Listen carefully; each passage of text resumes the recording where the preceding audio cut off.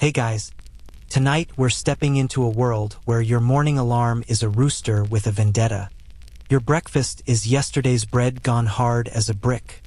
And your entire day revolves around a patch of dirt that might keep you from starving this winter. We're talking about the medieval kitchen garden. That deceptively quaint little plot behind the manor house or monastery where herbs, vegetables, and backbreaking labor grow in equal measure. You've probably seen those charming illustrations in illuminated manuscripts, monks peacefully tending neat rows of plants, sunshine filtering through fruit trees, maybe a rabbit hopping past. Yeah, forget all that. The reality involves more dirt under your fingernails than you thought humanly possible, more back pain than a modern construction worker, and a daily confrontation with the fact that you probably wouldn't make it past lunchtime without either collapsing from exhaustion or accidentally poisoning yourself with what you thought was parsley. So, before you get comfortable, take a moment to like the video and subscribe, but only if you genuinely enjoy what I do here. And hey, drop a comment telling me where you're listening from and what time it is for you right now. I love seeing this community spread across time zones, someone in Tokyo having breakfast while someone in Texas is winding down. It reminds me that history is this weird shared obsession that connects us across the globe. Now, dim the lights, maybe turn on a fan for that soft background hum, and let's ease into tonight's journey together. It's 4 a.m. on a Tuesday in 1347, somewhere in the English countryside.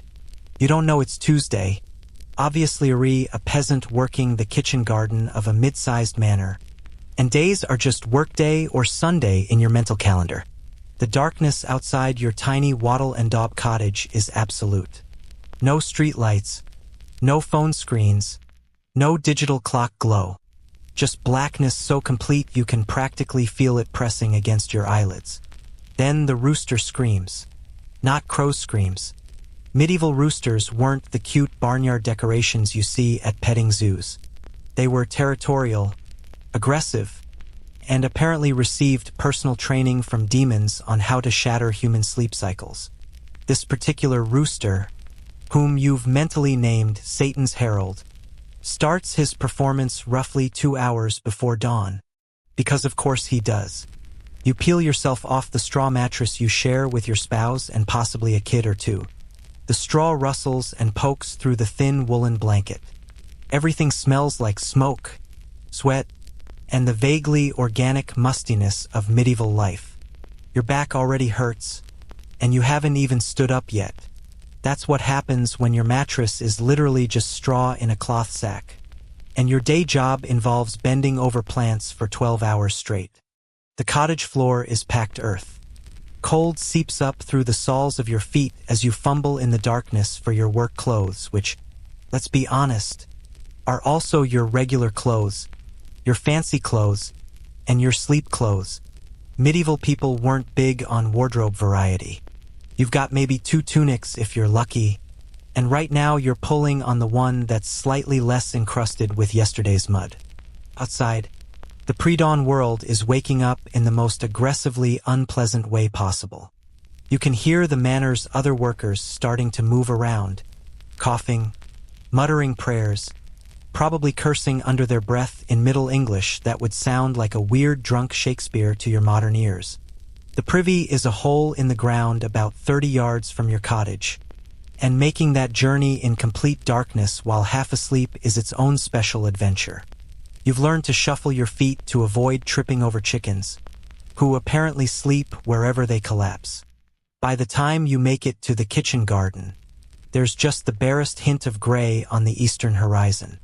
Not even proper twilight, yet more like the universe's half-hearted promise that yes, technically, the sun still exists. The garden stretches before you, maybe half an acre of raised beds, wattle fences, and the kind of organized chaos that only makes sense if you've been doing this your entire life. Which you have, by the way. You were basically born into this garden. Your mother worked it, probably your grandmother too. You learned to tell a leek from an onion shoot before you learned to read. Actually, scratch that. You never learned to read. Reading is for monks and nobles, people with time for such luxuries. You learned practical things. When to plant garlic, autumn, on the feast of St. Michael. How to tell if the soil is too wet, squeeze it. If water drips out, it's too wet. And which herbs cure stomach ailments versus which ones will violently purge your intestines until you wish for death. The garden master, a grizzled man named Godwin, who's worked this plot for 40 years and has the bent spine to prove itis already there. Of course, he's always there first. You suspect he might actually sleep in the tool shed. He grunts a greeting that might be morning, or might be get to work, or might just be the sound of a man whose joints sound like a gravel driveway when he moves. Your first task is watering, which sounds simple until you remember that medieval kitchen gardens don't have hoses, or taps, or any kind of pressurized water system. There's a well about 50 yards away, and you've got 2 wooden buckets with iron bands that weigh roughly 1,000 pounds each when full. The yoke that distributes the weight across your shoulders is worn smooth from decades of use, and it still digs into your collarbones like it's personally offended by your existence. You make the first trip to the well. The mechanism is a simple wooden bucket on a rope, lowered into darkness that extends maybe 30 feet down. You can hear the splash when it hits water. Then comes the fun part, hauling it up hand over hand. Your shoulders are already protesting, and the sun isn't even up yet. This is going to be a long day. Medieval people didn't understand the concept of pacing yourself. Rest was for the dead and Sundays, and even Sundays involved church, which meant standing for hours while a priest droned on in Latin you couldn't understand. The work ethic was brutal because it had to be. Crops failed, famines happened, and if you didn't break your back working, you might literally starve. No pressure or anything. The raised beds are waterlogged in some spots and bone dry in others, because medieval irrigation was less sophisticated agricultural system and more dump water on things and hope for the best. You're trying to remember Godwin's contradictory instructions about which plants like wet feet and which ones will rot if they get too damp. The cabbages need moisture but not standing water. The onions want drier soil. The herbs have individual preferences that seem designed to confuse you.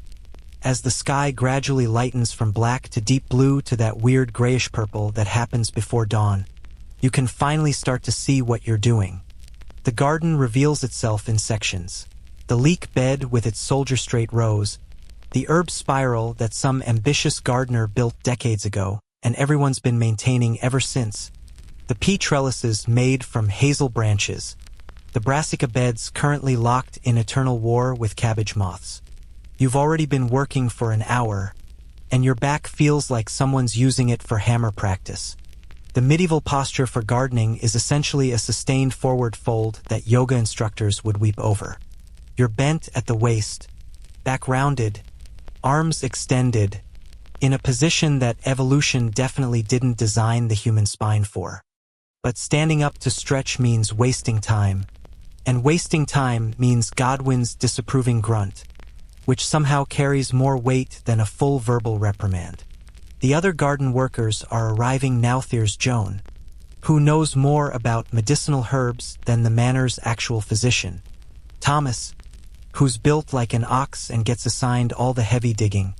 And young Edmund, who's maybe 12 and spends most of his time looking confused while everyone barks instructions at him.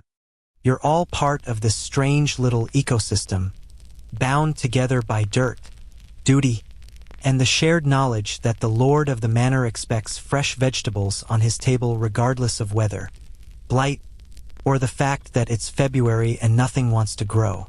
The sun finally breaks the horizon, and you'd love to say it's a beautiful moment of natural splendor. Instead, it just means you can now clearly see the extent of the work ahead. The weeding alone will take hours. Medieval gardens didn't have landscape fabric or chemical herbicides, so unwanted plants grew with the enthusiasm of, well, weeds.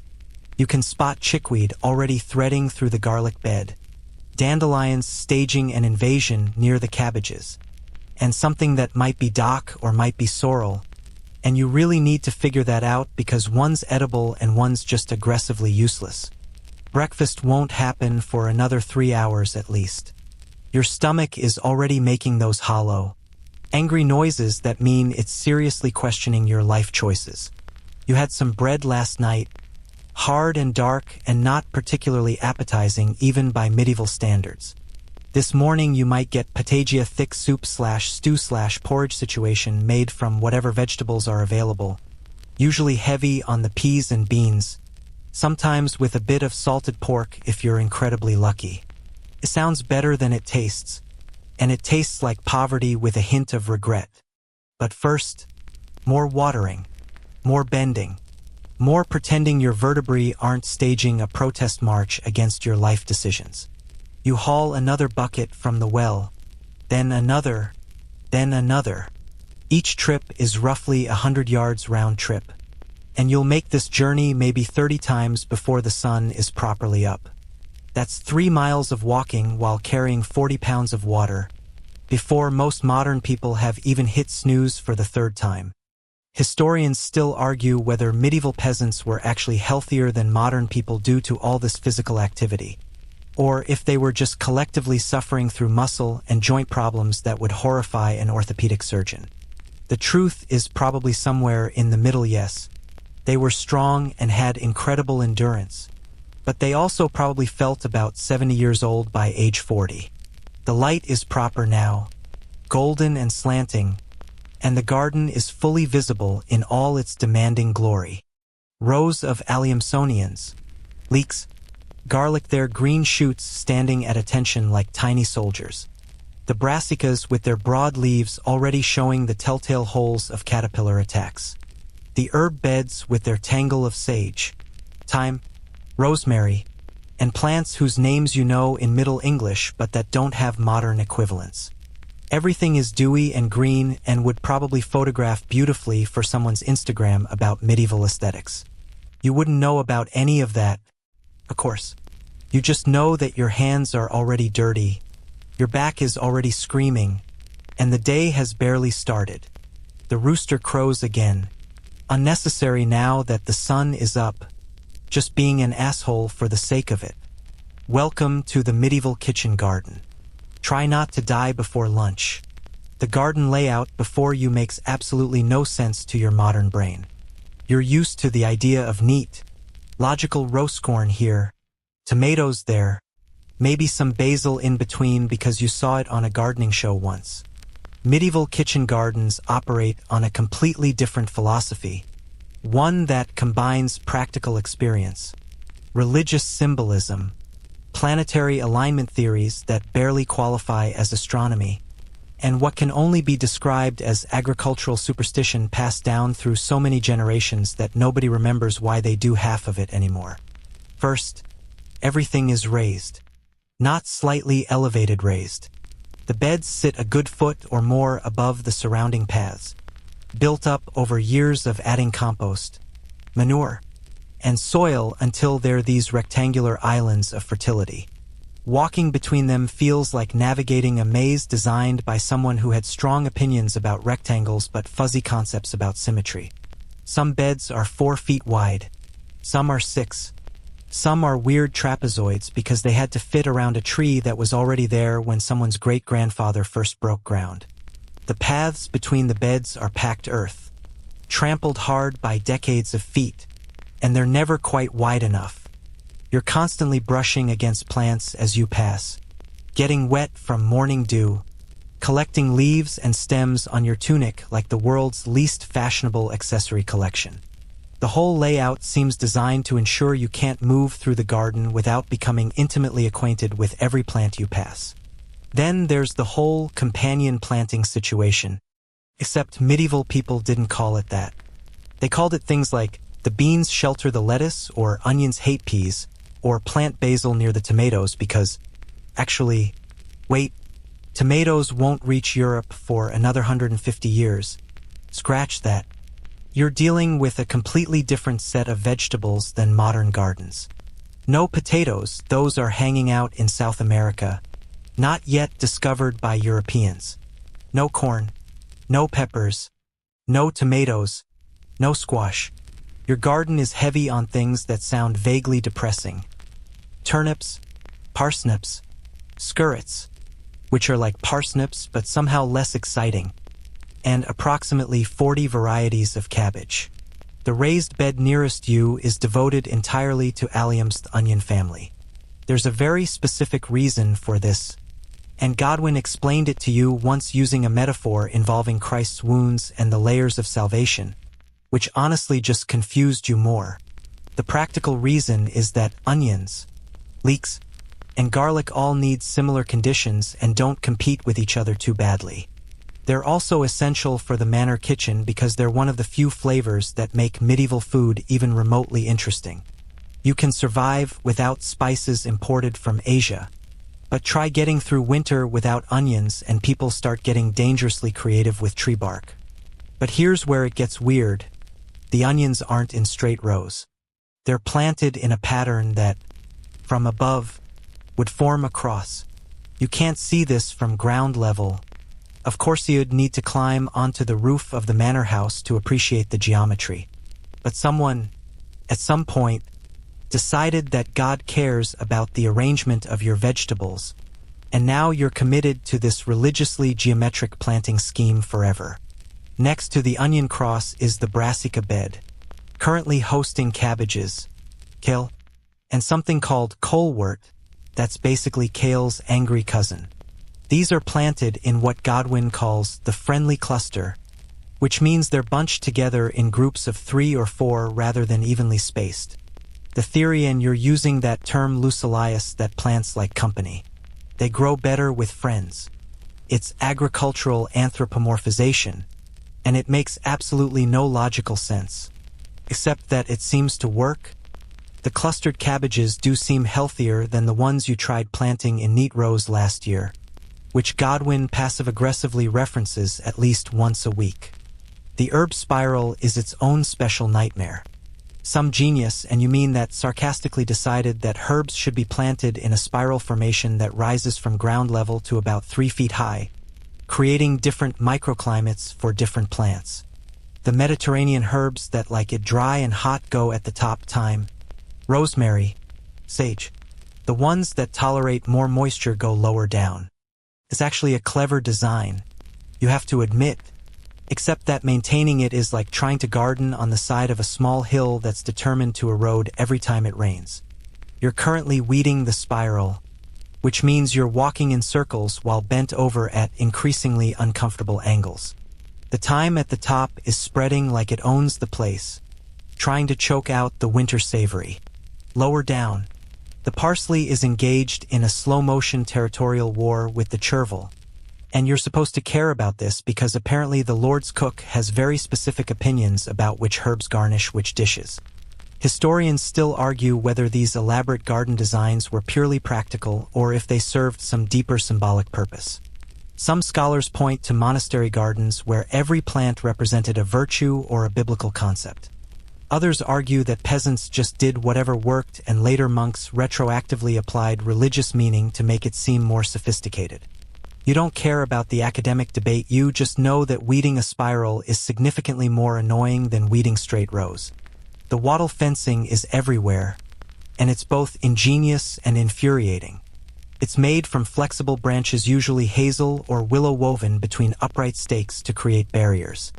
It's renewable, relatively cheap, and completely biodegradable, which sounds great until you realize that biodegradable means it's also constantly decomposing and needs replacing every few years. You've spent entire days just weaving new wattle panels, and your hands have the splinters to prove it.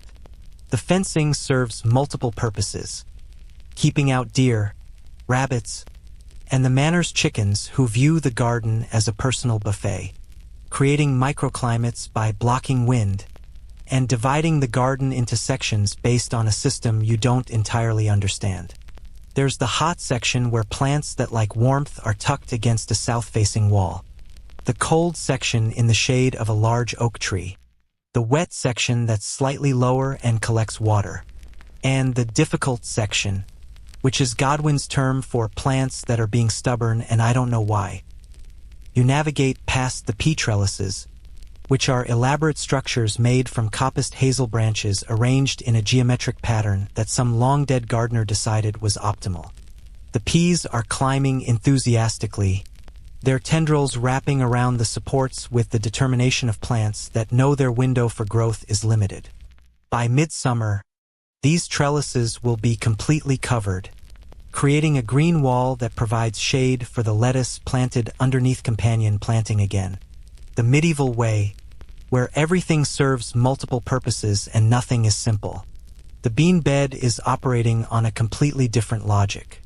The beans are planted in small mounds with 4 or 5 seeds per mound, arranged in a pattern that might be geometric or might just be where someone randomly poked holes and called it a day. Between the bean mounds are scattered radish seeds, because radishes break up the soil for the beans. You're not sure if this is actual agricultural wisdom or medieval folk science, but you're also not in a position to argue with methods that have worked for centuries.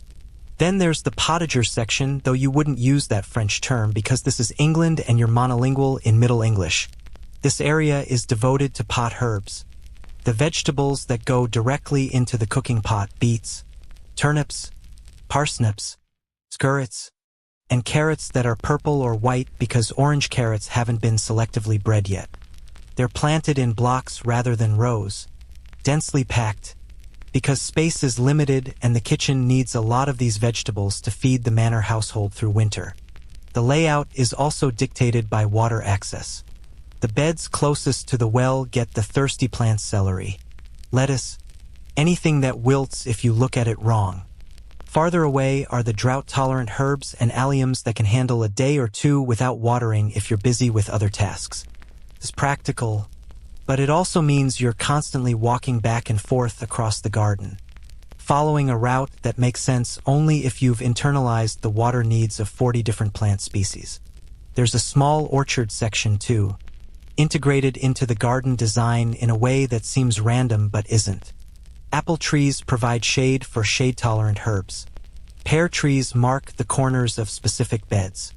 There's a quince tree that's probably older than the manor house itself, gnarled and productive, dropping fruit in autumn that's too astringent to eat raw but perfect for making that weird gelatinous preserve the cooks love. The paths themselves encode information. The main path is wider and runs north-south, aligned with, you guessed it, religious symbolism. Secondary paths run east-west. Tertiary paths meander wherever they need to, but always at right angles, because curves are apparently wasteful or sinful or both. You've worn these paths down with your feet, thousands of trips back and forth, until they're slightly sunken and hard as stone. What really bakes your medieval mind is the companion planting that's based on planetary influence. Garlic is planted during a waning moon because it grows underground. Lettuce goes in during a waxing moon because it grows above ground. There's an entire calendar of planting days based on lunar phases, saints' feast days, and astrological signs that seem to have been determined by throwing darts at a zodiac chart. Does it work? Unclear. Do you follow it religiously because Godwin will have an aneurysm if you don't? Absolutely. The ladies' gardenia small, fenced section within the larger kitchen gardenis, your personal nightmare. This is where the manor lady grows flowers and delicate herbs for her personal use, and it's maintained to a completely different standard. The paths are lined with chamomile that releases scent when you step on it. There are roses trained along trellises, not for beauty but for rosewater and medicinal preparations. Violets carpet the spaces between stepping stones because someone decided that was charming. You're responsible for this area too, and it requires a delicate touch you definitely don't possess after a morning of wrestling with cabbage beds. The entire garden operates on a vertical hierarchy too. Root vegetables occupy the moral low ground, literally underground. Leafy vegetables are middle tier. Fruits on trees are closest to heaven and therefore most noble. This isn't just poetic, it actually affects planting decisions. The prior of the nearby monastery once visited and had a lengthy theological discussion with Godwin about whether it was appropriate to plant strawberries, which fruit near the ground, next to climbing roses, which reach upward. They settled on yes, but only if the strawberries were on the east side, representing earthly concerns being illuminated by divine light from the west. You just wanted to know if you should water them. The whole layout is also a defensive design, though not in any military sense. It's defending against chaos, against the disorder of wild nature, against the very concept of randomness.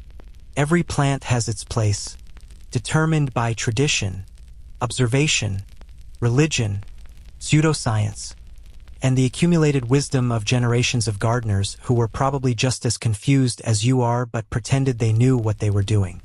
You're currently trying to remember if the chervil goes in the cool moist bed or the cool dry bed, and whether cool refers to temperature or sun exposure, and whether you're supposed to plant it near the fennel or specifically away from the fennel because they either love each other or are mortal enemies. You can't remember which. Godwin's instructions echo in your head like a gardening curse. Remember, the plants tell you what they need. You just have to listen. The plants are telling you nothing. They're just sitting there, being plants, while you try to decode a layout system that combines practical farming with religious symbolism and what might charitably be called medieval agricultural philosophy. Your modern self would kill for a simple grid pattern, maybe some labels, perhaps a diagram.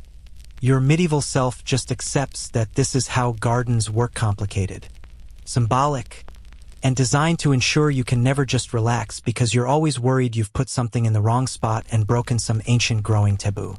The sun is higher now, the garden fully illuminated, and you can see the complete scope of this organized chaos. It's beautiful in its way. You suppose a functioning ecosystem designed by humans who worked within nature's constraints rather than trying to dominate them. It's also exhausting just to look at, knowing you need to understand every relationship, every companion planting rule, every symbolic placement, every practical consideration. You step carefully between the beds, avoiding the thyme that's creeping onto the path, and wonder not for the first time if the people who designed this system were geniuses or just really committed to making your job as complicated as possible. Probably both. The tool shed is less a shed and more a lean-to structure that looks like it might collapse if you sneeze near it. The thatch roof has gaps where birds nest. The walls are wattle and daub that's seen better decades, and inside it smells like rust, old wood, and the accumulated sweat of every gardener who's ever stored tools here since approximately the Norman conquest. You're about to get intimately familiar with medieval gardening implements, and let me tell you, these things were designed by people who had a fundamentally different relationship with physical pain than you do. The spade is your primary weapon in the war against soil, and calling it a spade is generous. It's essentially a flat piece of iron hammered into a vaguely blade-like shape, attached to a wooden handle that's been worn smooth by countless hands and is now slightly curved from decades of use. The metal is heavy proper iron, not the lightweight steel you're used to, and it's been sharpened so many times that the blade has this weird irregular edge that's supposedly better for cutting through roots but mainly seems good at requiring more effort for everything. You heft it experimentally, and your shoulders immediately protest. This thing weighs maybe 8 or 10 pounds, which doesn't sound like much until you realize you'll be lifting it hundreds of times today, driving it into earth that's been compacted by spring rains, leveraging it to turn soil that would rather stay exactly where it is. The handle is just barely long enough that you can work without completely folding yourself in half, but not so long that you get any real mechanical advantage. It's like someone designed it to maximize effort while minimizing efficiency. The technique for using it is all wrong by modern standards. You don't stand upright and step on the blade like you would with a modern spade. Instead, you grip it halfway down the handle, lean forward until your back is nearly parallel to the ground, and drive it in with a combination of body weight and arm strength that yoga instructors would call actively harmful to your spine. Then you lever the soil up, twist to dump it, and repeat, and repeat, and repeat. You'll do this approximately 1,000 times today while preparing a new bed for autumn planting. Next to the spade is the mattock, which looks like someone crossed a pickaxe with an axe and then gave up halfway through. One side has a horizontal blade for chopping roots. The other side has a pointed pick for breaking up compacted soil or clay. It's even heavier than the spade, maybe 12 pounds of iron and oak, and using it is a full-body experience. You swing it overhead like you're splitting wood, except you're aiming at the ground, and if you miss your mark, you might bury the blade in your own foot. The mattock is what you use when the spade simply laughs at you. Clay soil? Mattock. Root-bound earth? Mattock. Ground that hasn't been worked in years? Definitely mattock. It's effective in the way that hitting something repeatedly with a heavy object is effective, which is to say it works, but you'll feel it in every muscle tomorrow. Historians still argue whether medieval people had lower rates of repetitive stress injuries because they were used to the work, or higher rates because, well, look at these tools. The hoe is slightly more civilized, but only slightly. It's a flat blade set at a right angle to a long wooden handle, designed for chopping weeds and breaking up surface soil. The blade has been sharpened so many times it's developed this scalloped edge, and the handle is smooth by use but also cracked in several places and held together with wrapped cord. You use it with a chopping motion, bringing it down repeatedly between plants to sever weeds at the root. The problem is that medieval hoes don't slide through soil like modern ones. The blade is thick, the angle isn't quite right, and you end up using way more force than necessary. It's like the difference between a sharp knife and a dull one, technically both cut. But one requires you to basically attack your vegetables. You'll spend hours with this thing, working your way down rows of onions, chopping at chickweed and dandelions, and by the end your hands will have blisters on top of blisters. There's also a tool that Godwin calls a bit-ale, which is essentially a short-handled spade with a heart-shaped blade. It's for detailed work, transplanting seedlings, digging around established plants without disturbing roots. It would be useful if it weren't so aggressively uncomfortable to use. The handle is maybe 2 feet long, which means you're either kneeling in the mud or bent over at a 90-degree angle. Medieval people apparently never discovered the concept of tool handles that accommodate human spines. The billhook hangs on the wall like a medieval weapon, which honestly it kind of is. It's a curved blade mounted on a short handle, designed for cutting woody stems, chopping through brambles, and harvesting crops like kale where you want to slice rather than pull. The curve of the blade is wicked sharp on the inside edge, and you've seen Godwin use it to cut through thumb-thick branches in a single stroke. In your hands, it's terrifying. One wrong move and you're explaining to the manor lady why you're bleeding all over her prized herbs.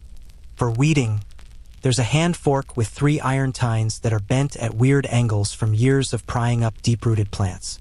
The wooden handle is cracked and has been repaired with metal bands, and the whole thing feels like it might fall apart mid-use. You're supposed to work it into the soil around a weed, twist to loosen the roots, then pull. In practice, you mostly just stab at the ground while the weed laughs at you, and eventually you resort to just pulling really hard and hoping the root comes up. The watering cans, if you can call them, that are either wooden buckets with poor attempts at spouts or ceramic vessels with holes that are supposed to create a gentle sprinkle but actually just dump water in one aggressive splash. There's no precision watering in the medieval garden. You're either drowning plants or missing them entirely.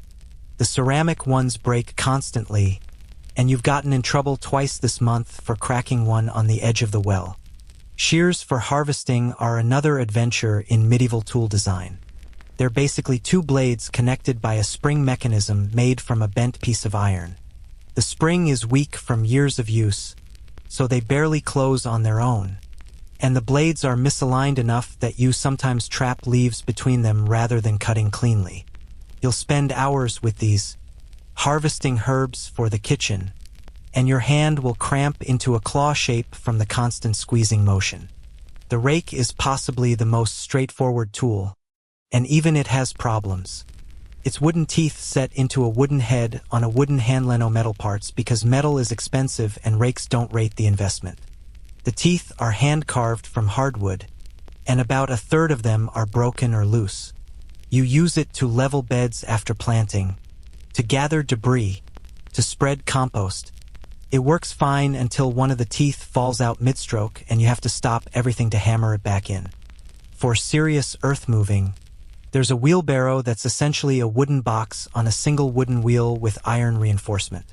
The wheel is slightly off-center, which means pushing it requires constant correction or it veers left into whatever you're trying to avoid. It's heavy even when empty, holds maybe a third of what a modern wheelbarrow would, and the handles are positioned so you're basically doing a sustained tricep workout while steering. You've dumped it twice this week, once into a bed of young lettuce, and Godwin's disappointment was palpable.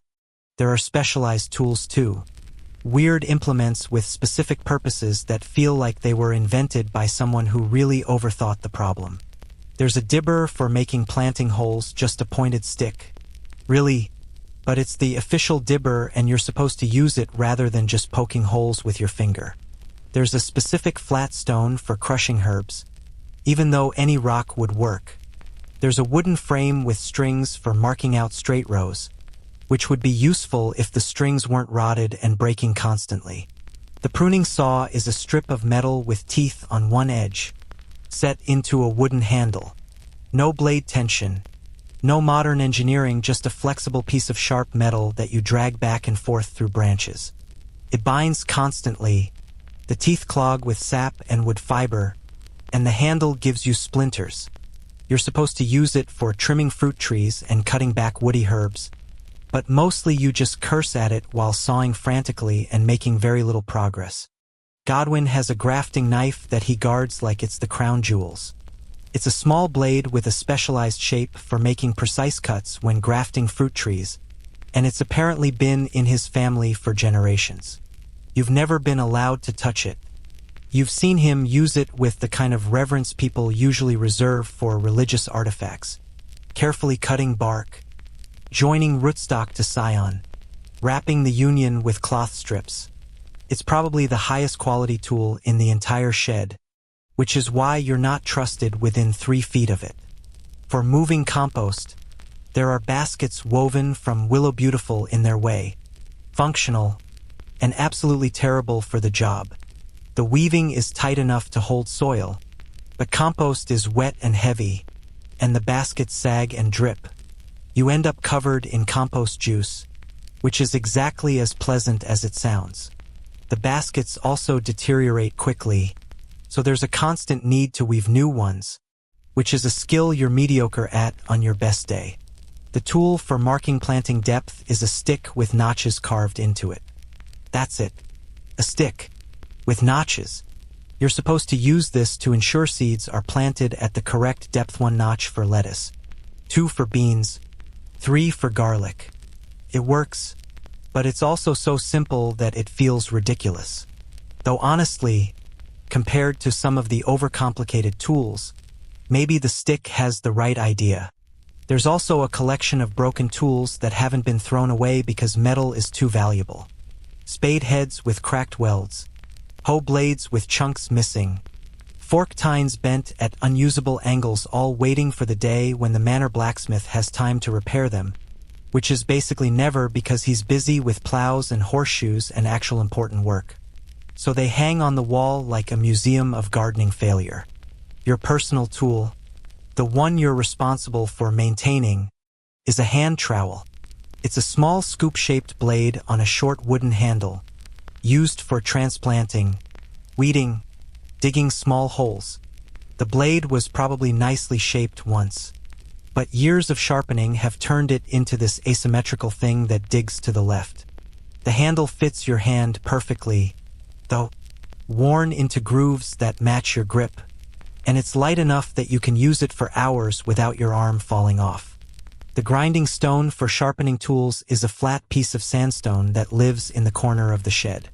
You're supposed to sharpen tools regularly, but the process is tedious. Wet the stone, find the right angle, push the blade across repeatedly until maybe it's sharper, probably just different. Godwin can sharpen a hoe blade in 5 minutes and have it razor sharp. You can work on it for 20 minutes and it might be slightly less dull. It's a skill thing, apparently, which is just code for you're doing it wrong, but I'm not going to explain how. The absurdity of these tools hits you as you stand in the shed, smelling rust and old wood, looking at implements that seem designed to make simple tasks complicated. These are the cutting-edge agricultural implements of 1347, the accumulated wisdom of centuries of tool design, and they're all basically variations on hit the ground with heavy thing or scrape soil with sharp thing.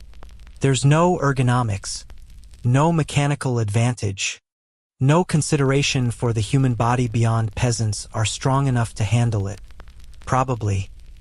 You select the spade you've got beds to dig and heft it onto your shoulder.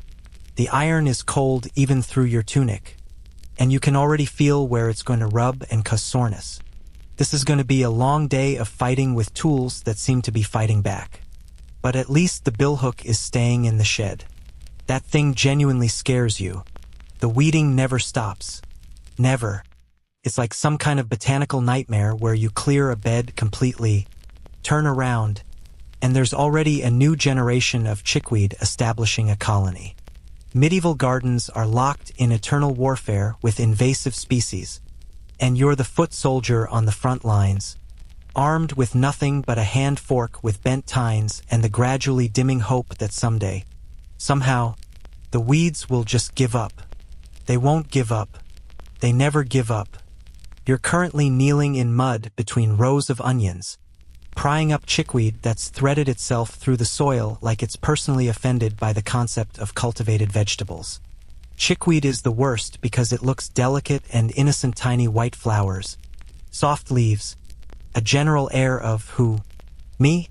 Meanwhile, its roots are establishing underground networks that would make a medieval spy ring jealous.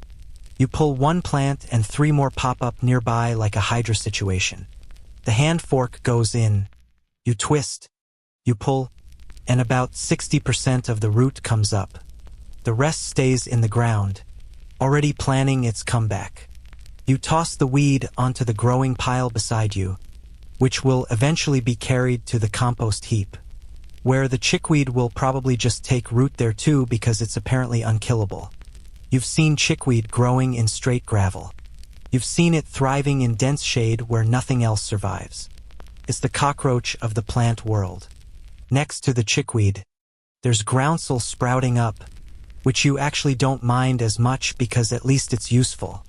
The manor keeps rabbits, and groundsel is rabbit food, so technically you're harvesting rather than weeding. You toss it into a separate basket, trying to shake off the soil because muddy greens make the rabbits suspicious. Even medieval rabbits have standards. Apparently, the dandelions are their own special hell. Not the cheerful yellow flowers you might find charming in a modern lawn. These are aggressive, deeply rooted monsters with taproots that go down approximately to the center of the earth. You position the hand fork beside one, work it in as deep as it'll go, and lever. The soil shifts, the green leaves move, and then snap. The root breaks off 6 inches down, and you're left holding the top of the plant while the bottom half stays buried, already regenerating. Godwin swears there's a technique for getting dandelion roots out whole. Something about the angle and the moisture level of the soil and the phase of the moon. Probably. You've never mastered it. Your success rate is maybe 1 in 10. And the other 9 times you're just creating 9 more dandelions that'll be back in a week. Angrier and more determined. There's also ground elder, which isn't technically elder at all but was named by someone who clearly had it out for actual elder trees. It's spreading through the bean bed with the enthusiasm of an invading army. The roots are white and brittle, snapping at the slightest pressure, and every broken piece left in the ground becomes a new plant. You're not weeding it so much as redistributing it. Medieval people knew ground elder was edible. Supposedly it tastes okay cooked, but that doesn't make up for its aggressive territorial expansion. Bishop's weed is another nightmare, and you're pretty sure calling it bishops anything is slander against clergy. Similar to ground elder, spreads the same way, and has this distinctive smell when you crush it that's not quite unpleasant but definitely memorable. You've got a whole section of the parsley bed that's being colonized by it, and you're fighting a losing battle. Every day you clear a little, every night it grows back a little more, and eventually you're going to have to admit defeat and just let it have the bed. The docks are at least straightforward in their villainy. Big, broad-leaved plants with roots like baseball bats. They don't pretend to be anything other than aggressive weeds. You see them, you dig them out. It's a whole production requiring the spade and probably some leverage from a stick. But at least when you get the root, it's actually gone. You've learned to check that it's not sorrel before you pull, though, because sorrel is deliberately planted and looks similar, and you've made that mistake twice and gotten Godwin's disappointed headshake both times. Creeping buttercup is creeping through the strawberry bed, which is ironic because both plants spread by runners. So it's like watching two ground cover species fight for dominance. The buttercup is winning. Its runners are faster, more aggressive, and they root at every node. You're supposed to pull them out carefully, getting all the runners, but they break so easily. You end up with a pile of broken stems and the certain knowledge that you've left enough fragments in the soil to start a whole new buttercup civilization. There's also shepherd's purse, which sounds charming, like something a pastoral shepherd would carry, until you realize it's everywhere, producing thousands of seeds per plant. And those seeds remain viable in the soil for decades. You pull the plants before they seed, obviously, but you're dealing with the accumulated seed bank of generations. Every time you disturb the soil, you bring up more seeds, and they germinate with annoying enthusiasm. It's a war of attrition, and the shepherd's purse has more ammunition. Cleaver's also called goosegrass or sticky willy, depending on who's cursing at itis clinging to everything in the pea bed. It's a climbing plant covered in tiny hooks that attach to clothes, skin, and other plants. You brush against it and suddenly you're covered in cleavers like the world's worst outfit. The pigs will eat it, so it goes in the pig bucket. But harvesting it means getting thoroughly entangled while trying to unwrap it from the pea vines without damaging them. Fat hen is growing in the brassica bed. And honestly, it's almost a crop itself. The leaves are edible. The seeds are edible. Medieval people ate it regularly enough that some gardens deliberately included it. But it's also spreading aggressively, and you need the space for actual cabbages. So out it comes. You're essentially weeding out free food to make room for cultivated food, which feels philosophically weird when you think about it too hard. The speedwells are tiny, almost cute, with little blue flowers that would be charming in a different context. In your garden, they're forming dense mats between the onions, stealing water and nutrients. They're small enough that you can't really use tools, you just pinch and pull,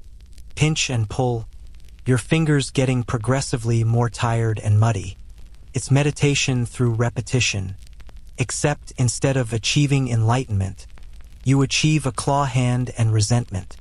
Knotgrass is spreading through the paths, which you're supposed to keep clear because muddy feet tracking into the manor house causes complaints. It's a prostrate plant, lying flat against the ground, with roots at every node. You pull a section and it tears, leaving roots behind. You could dig up the whole path, but then you'd have no path. So instead you're locked in this eternal maintenance cycle of pulling knotgrass that will definitely be back tomorrow. Historians still argue whether medieval gardens had more or fewer weeds than modern ones. Some point out that modern agriculture has spread certain aggressive species globally, while medieval gardens only dealt with local weeds. Others note that without herbicides, medieval gardens were basically weed paradises that required constant human intervention. Your living proof of the second theory, constant intervention, is your entire job description. The most frustrating part is that some of these weeds are useful. Nettles sting like hell, but they're edible and medicinal. Plantain is a weed in the paths but a valuable herb in the medicine garden. Yarrow is invasive but needed for wound treatment. There's this whole category of plants that exist in liminal space between weed and crop, and you're constantly making judgment calls about what to pull and what to leave. The chickweed pile beside you is now substantial, roughly the size of a sheep. If sheep were made entirely of annoying plants. Your back is screaming from the kneeling position. Medieval people apparently never invented the concept of kneeling pads, so you're just grinding your knees into mud and hoping for the best. You've developed calluses on your kneecaps, which is not something you ever wanted to achieve, but here we are. You move to the next row, and the next, and the next. Each row reveals new weeds, new battles, new exercises in futility. The sun is higher now, warming your back, and you're sweating through your tunic despite the morning cool. Weeding is full-body work. Kneeling strains your legs. Bending compresses your spine. Pulling works your arms and shoulders. And the constant twisting while trying to reach awkward spots engages muscles you didn't know you had. There's a meditation to it, you suppose, if you're feeling generous. The repetitive motion, the focus on one small task, the gradual visible progress as sections of bed become clear. It's the kind of work where you can let your mind wander, thinking about nothing and everything, your hands moving automatically to identify and remove unwanted plants. Except your mind keeps wandering to thoughts like, why am I doing this? And surely there's a better way. And what if I just let the weeds win? You can't let the weeds win. The manor kitchen needs vegetables. The Lord's table requires herbs. Your job, your literal survival depends on keeping these beds productive. Weeds steal water, nutrients, space, and light from the crops that actually matter. Every chickweed you pull is theoretically one more onion that thrives. Every dandelion removed means more room for leeks. It's a zero-sum game, and the weeds are remarkably good at playing. Thomas passes by with the wheelbarrow full of manure, and you're briefly jealous because at least moving manure involves walking around, not kneeling in mud. He grunts a greeting, and you grunt back, and that's the extent of your social interaction because you're both too tired for actual conversation. Joan is somewhere in the herb garden, probably dealing with her own weed battles, and young Edmund is supposed to be helping you but has mysteriously vanished, probably hiding in the tool shed. The weeding continues. Your basket fills with groundsel for the rabbits. The chickweed pile grows. You find a nice chunk of dock root and feel unreasonably proud, like you've won a small victory in an unwinnable war. The dandelions mock you. The bishop's wheat spreads silently in the background, waiting for you to turn your back. By the time you finish this section, if you ever finish, there'll be another section that needs weeding. And another. And another. The garden has roughly 40 beds, and all of them host weed populations with dreams of dominance. You're one person with a bent hand fork against a botanical insurgency that's been running operations since before you were born. You pull another chickweed, and another, and another. The war continues. The compost heap is breathing.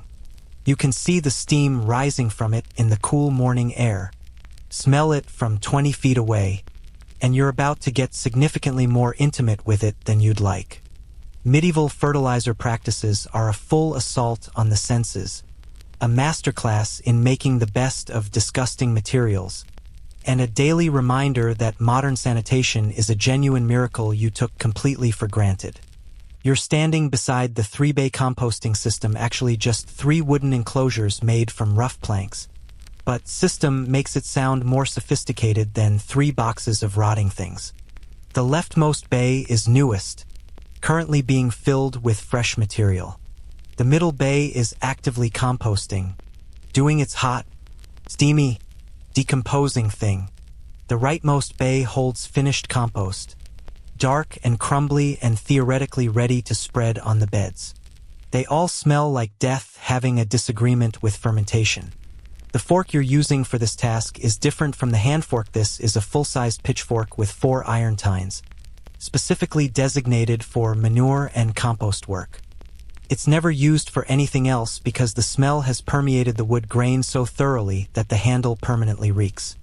You can wash your hands afterward, Scrub them with sand and lye soap until they're raw, and you'll still catch whiffs of this smell for days. First, there's the night soil situation.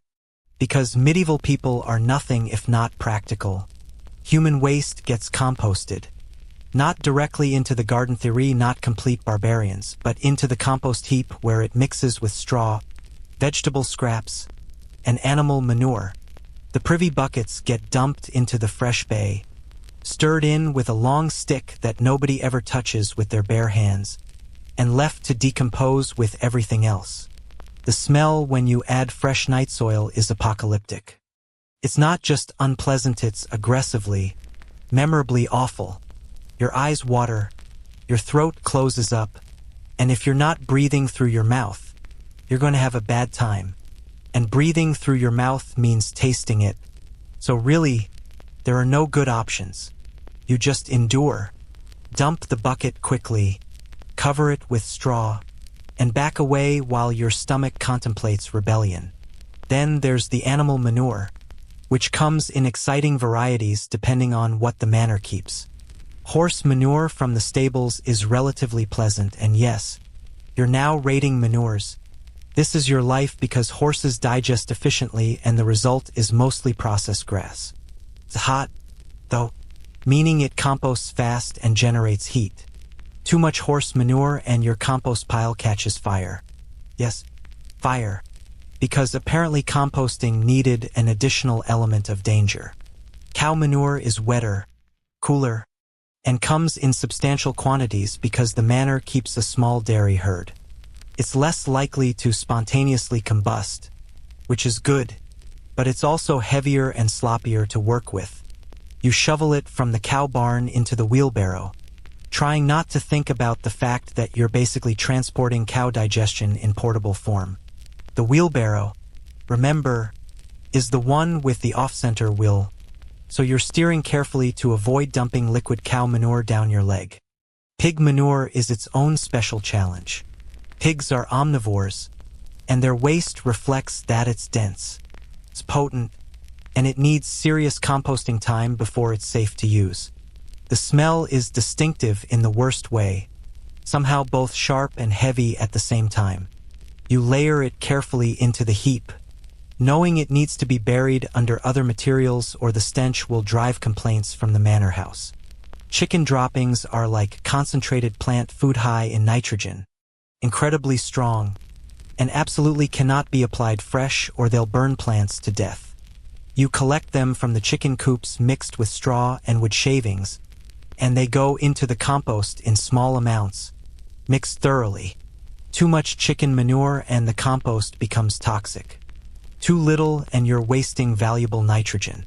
It's a balance, and Godwin has opinions about the correct ratio that he expresses through grunts and critical headshaking. There's also sheep manure from the manor's small flock dry pellets that are almost pleasant compared to the wet manures. They break down slowly, adding long-term nutrients, and they don't smell nearly as offensive. If you could compost exclusively with sheep manure, life would be significantly better.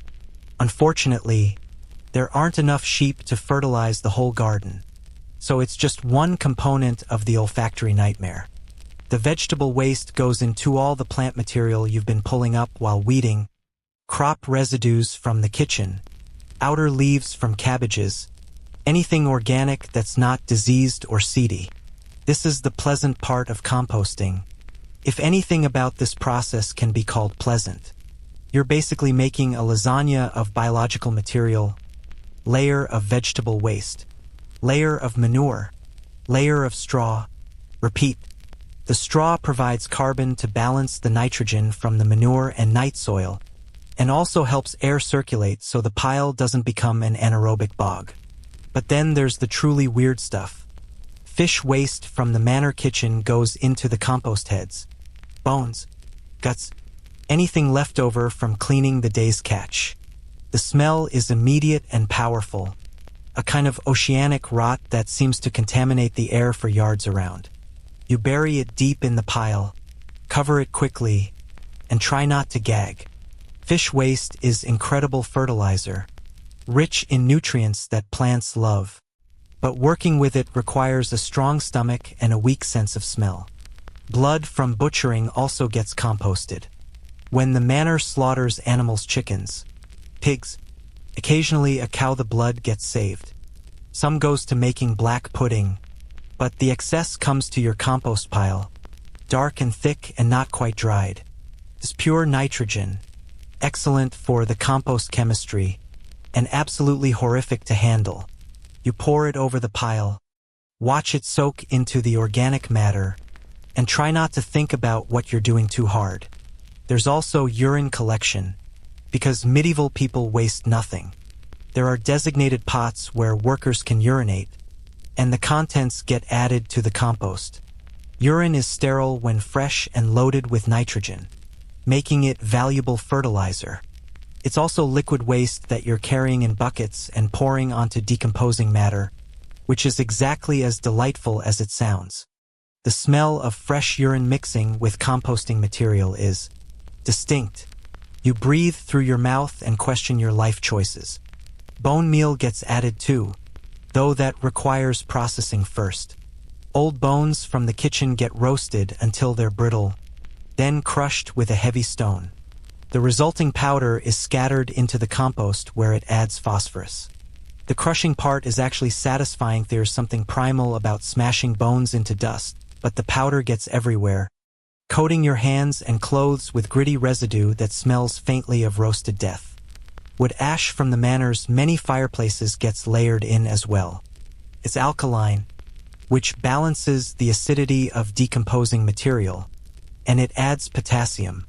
You carry it in buckets from the kitchen, trying not to let the fine powder blow into your face, and spread it in thin layers. Too much ash and the compost pH goes haywire. Too little and the decomposition slows down. Again, it's all about balance. And you're learning through trial and error because Godwin's instructions are more vibes than specific measurements. The actual turning of the compost is a full-body workout that happens every few weeks. You take the pitchfork and start moving material from the middle bay, they actively composting, one flipping it, mixing it, aerating it. The center of the pile is hot, sometimes startlingly so. You plunge the fork in and steam erupts, carrying with it a smell that's part earth, part decay, part something that might be described as alive if alive could be a smell. Historians still argue whether medieval composting practices were scientifically sound or just lucky accidents. Modern analysis shows that the layering method, the C-N ratios, and the turning schedule were actually pretty optimal for decomposition. But medieval people didn't know about carbon-nitrogen ratios or thermophilic bacteria. They just knew that if you piled stuff in a certain way and turned it occasionally, you got good fertilizer. Practical wisdom accumulating over generations into something that actually works. The heat generated by the composting process is no joke. On cold mornings, you can warm your hands over the pile, which is both useful and deeply weird. You're warming yourself on the heat of decay, on billions of microorganisms frantically reproducing and dying and eating each other in an invisible war of decomposition. The center can reach temperatures that would burn you if you left your hand in there hot enough to kill wheat seeds and pathogens, which is the point. Sometimes the pile gets too hot and starts to smell like ammonia, sharp, eye-watering, a sign that there's too much nitrogen. You add straw, turn it thoroughly, and hope you've caught it before too much nitrogen escapes into the air. Sometimes it gets too wet and goes anaerobic, producing a smell that's somehow worse than all the other smells combined, a kind of sulfurous bog stench that makes you wish you had a nose plug. You add dry material, turn it, and pray it recovers. The finished compost from the right bay is almost magical compared to the horrors that produced it.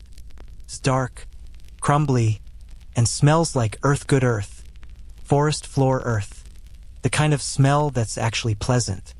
You can barely believe that the nightmare materials you've been layering for months have transformed into this. It's medieval alchemy, turning literal shit into gardening gold. You load the finished compost into baskets, the willow ones that drip, and carry them to the beds. Spreading it is satisfying work. You broadcast it over the soil by hand, feeling the texture, seeing the dark material contrast with the lighter soil. This is months of disgusting labor paying off. Nutrients that will feed crops, organic matter that will improve soil structure. It's the whole point of the composting operation, and it almost makes the smell worth it. Almost. Your hands are coated with compost residue, dark stains under your fingernails that won't come out for days. Your clothes smell like the heap, that particular mixture of earth, manure, and decomposition that announces your profession to anyone downwind. You're sweating from the physical labor, and probably from the fumes, and definitely from wrestling the off-center wheelbarrow loaded with wet cow manure. Joan passes by, takes one whiff, and makes a face. "Compost day?" she asks, unnecessarily, because obviously. You grunt an affirmative because you're too tired and too smelly for actual conversation. She wisely moves upwind and continues to her herb beds, leaving you alone with your fragrant labors. There's still half the fresh bay to fill, more manure to collect from the animal barns, more night soil to integrate, more fish waste to bury. The cycle never stops. Materials in, compost out, fertility maintained, garden fed. It's the foundation of medieval agriculture, this willingness to handle the disgusting in service of the growing. You plunge the pitchfork into the pile again, lift a load of half-composted material, and flip it. Steam rises, the smell intensifies, and you remember that crocodile dung sunscreen from ancient Rome and think at least you're not dealing with that. Small mercies in the fertilizer business. The cabbage leaves have holes. Not just a few decorative nibbles, these look like someone used them for target practice with a very small, very enthusiastic drill. You're staring at what should be a healthy brassica bed and seeing instead a buffet that every insect in the county has already discovered. Medieval pest control is about to become your problem, and the solutions range from bizarrely effective to definitely just medieval people making things up. The cabbage white butterflies are the obvious culprits. They're fluttering around the garden right now, looking deceptively pretty with their white wings and delicate flight patterns. They're also laying eggs at an industrial rate, and those eggs hatch into bright green caterpillars that treat your cabbages like an all-you-can-eat establishment. You can see them now, dozens of the little bastards, munching away with the dedication of creatures whose sole purpose is converting your crops into caterpillar mass. The approved method for dealing with them is handpicking.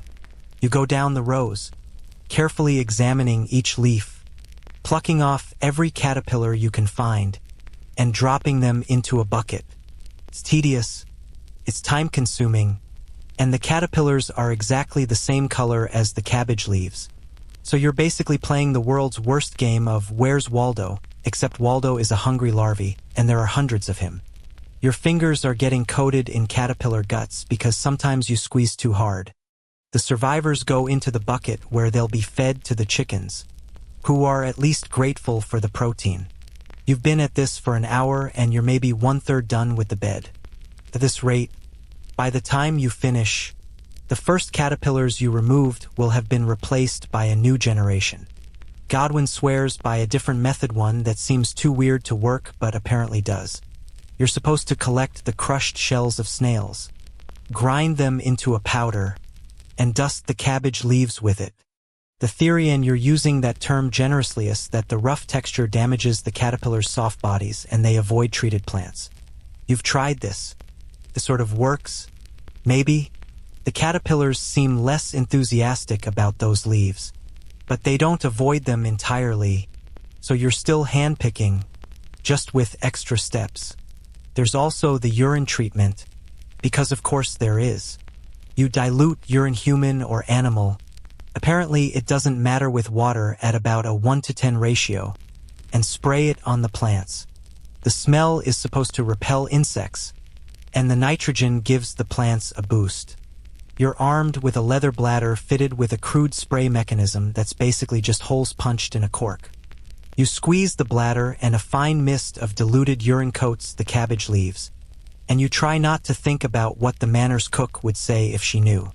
The aphids are a different challenge entirely.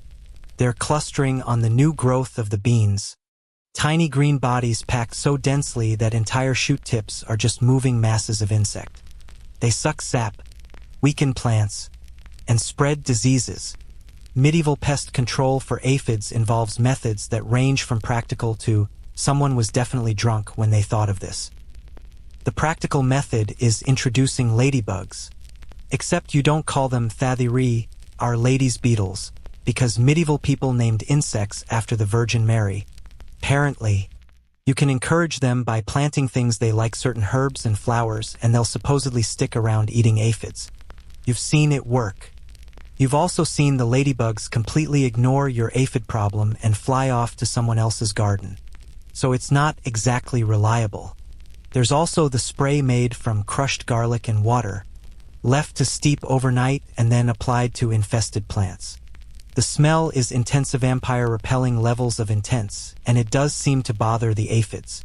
They drop off treated plants, wander around in confusion, and hopefully die or get eaten by something. You're making another batch right now, crushing garlic cloves in a wooden bowl, and the smell is already making your eyes water. The truly weird method involves collecting beetle-specific types that you're supposed to recognize, crushing them, and mixing the powder with water to create an insecticide. There's a whole belief system around this. The beetle's essence repels similar pests. You're skeptical, but you've also seen Godwin do it, and the plants did seem healthier afterward. Whether that was the beetle juice or just coincidence is anyone's guess. Slugs and snails are easier to understand, theory visible.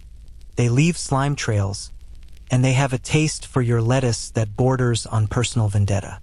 The traditional control method is beer traps, shallow dishes filled with ale, buried to rim level in the garden.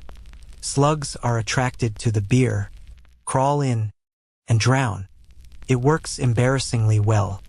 You check the traps every morning and they're full of drowned slugs floating in beer, and you try not to think about the fact that you're using good ale for this when you'd quite like some yourself. There's also the barrier method using crushed eggshells, scattered around vulnerable plants. Slugs supposedly can't cross sharp edges without damaging their soft bodies. You've created little fortresses of eggshell around each lettuce plant, which looks ridiculous but seems to help. At least until rain washes the shells away and you have to rebuild your tiny defensive perimeters. The manor's ducks are also employed as pest control, though employed is generous theory, just allowed into certain garden sections where they waddle around eating slugs, snails, and any insects they can catch. It works great, except the ducks also eat your seedlings and poop everywhere, so it's a trade-off. You've learned to only deploy the duck squadron on beds where plants are established enough to survive being trampled. Rodents are a constant threat, especially to stored seeds and root vegetables. The manor keeps cats, semi-feral creatures that live in the barns and garden sheds, hunting mice and rats with dedicated efficiency. You're supposed to encourage them by leaving out scraps, but not too many scraps or they'll get lazy and stop hunting. It's a delicate balance, and the cats have opinions about it that they express through knocking things over and yowling at 3 a.m. There are also prayers. Specific prayers to specific saints for specific pests. Saint Magnus protects against caterpillars. Saint Gertrude handles rodents. There's probably a saint for aphids, but you can't remember which one. You're supposed to say these prayers while walking the affected beds. And honestly, it's kind of meditative even if you're not sure about the efficacy. Worst case, you've blessed your vegetables. Best case, divine intervention saves your cabbages. The birds are simultaneously helpful and harmful. They eat insects, which is great. They also eat your seeds, your berries, and any fruit they can reach, which is less great. The solution is netting made from woven flax, draped over vulnerable crops. It's labor-intensive to set up, requires constant maintenance, and the birds still sometimes get tangled in it. which creates a whole new problem where you're trying to free a panicking bird from netting while it's trying to peck your eyes out. Godwin has a scarecrow, sort of it's a stick figure dressed in old clothes, standing in the strawberry patch. It worked for maybe 3 days before the birds figured out it wasn't a threat. Now they literally perch on its head while eating strawberries, which feels like a pointed insult. You've tried moving it around, changing its clothes, even putting a carved turnip head on it during harvest. The birds remain unimpressed. There's a treatment for soil pest wireworms, grubs, root-munching larvae of various beetles that involves burying pieces of potato or carrot as trap crops. The pests are attracted to these. You dig them up after a few days and destroy whatever's colonized them. You've got a section of bed where you've buried potato chunks like some kind of underground pest hotel, and checking them reveals writhing masses of wireworms that you then feed to the chickens. Circle of Life, Medieval Edition. Historians still argue whether medieval people understood insect life cycles or if they just threw solutions at problems until something worked. The handpicking suggests they knew caterpillars became butterflies. The trap cropping implies understanding of pest behavior. But then you've got the beetle-crushing ritual and the saint prayers, which are less scientific method and more folk magic. Probably it's a mixed practical observation wrapped in religious and superstitious frameworks. There's also companion planting as pest control, which overlaps with that weird garden layout you're still trying to understand. Onions planted near carrots supposedly repel carrot fly. Marigolds near everything repel something.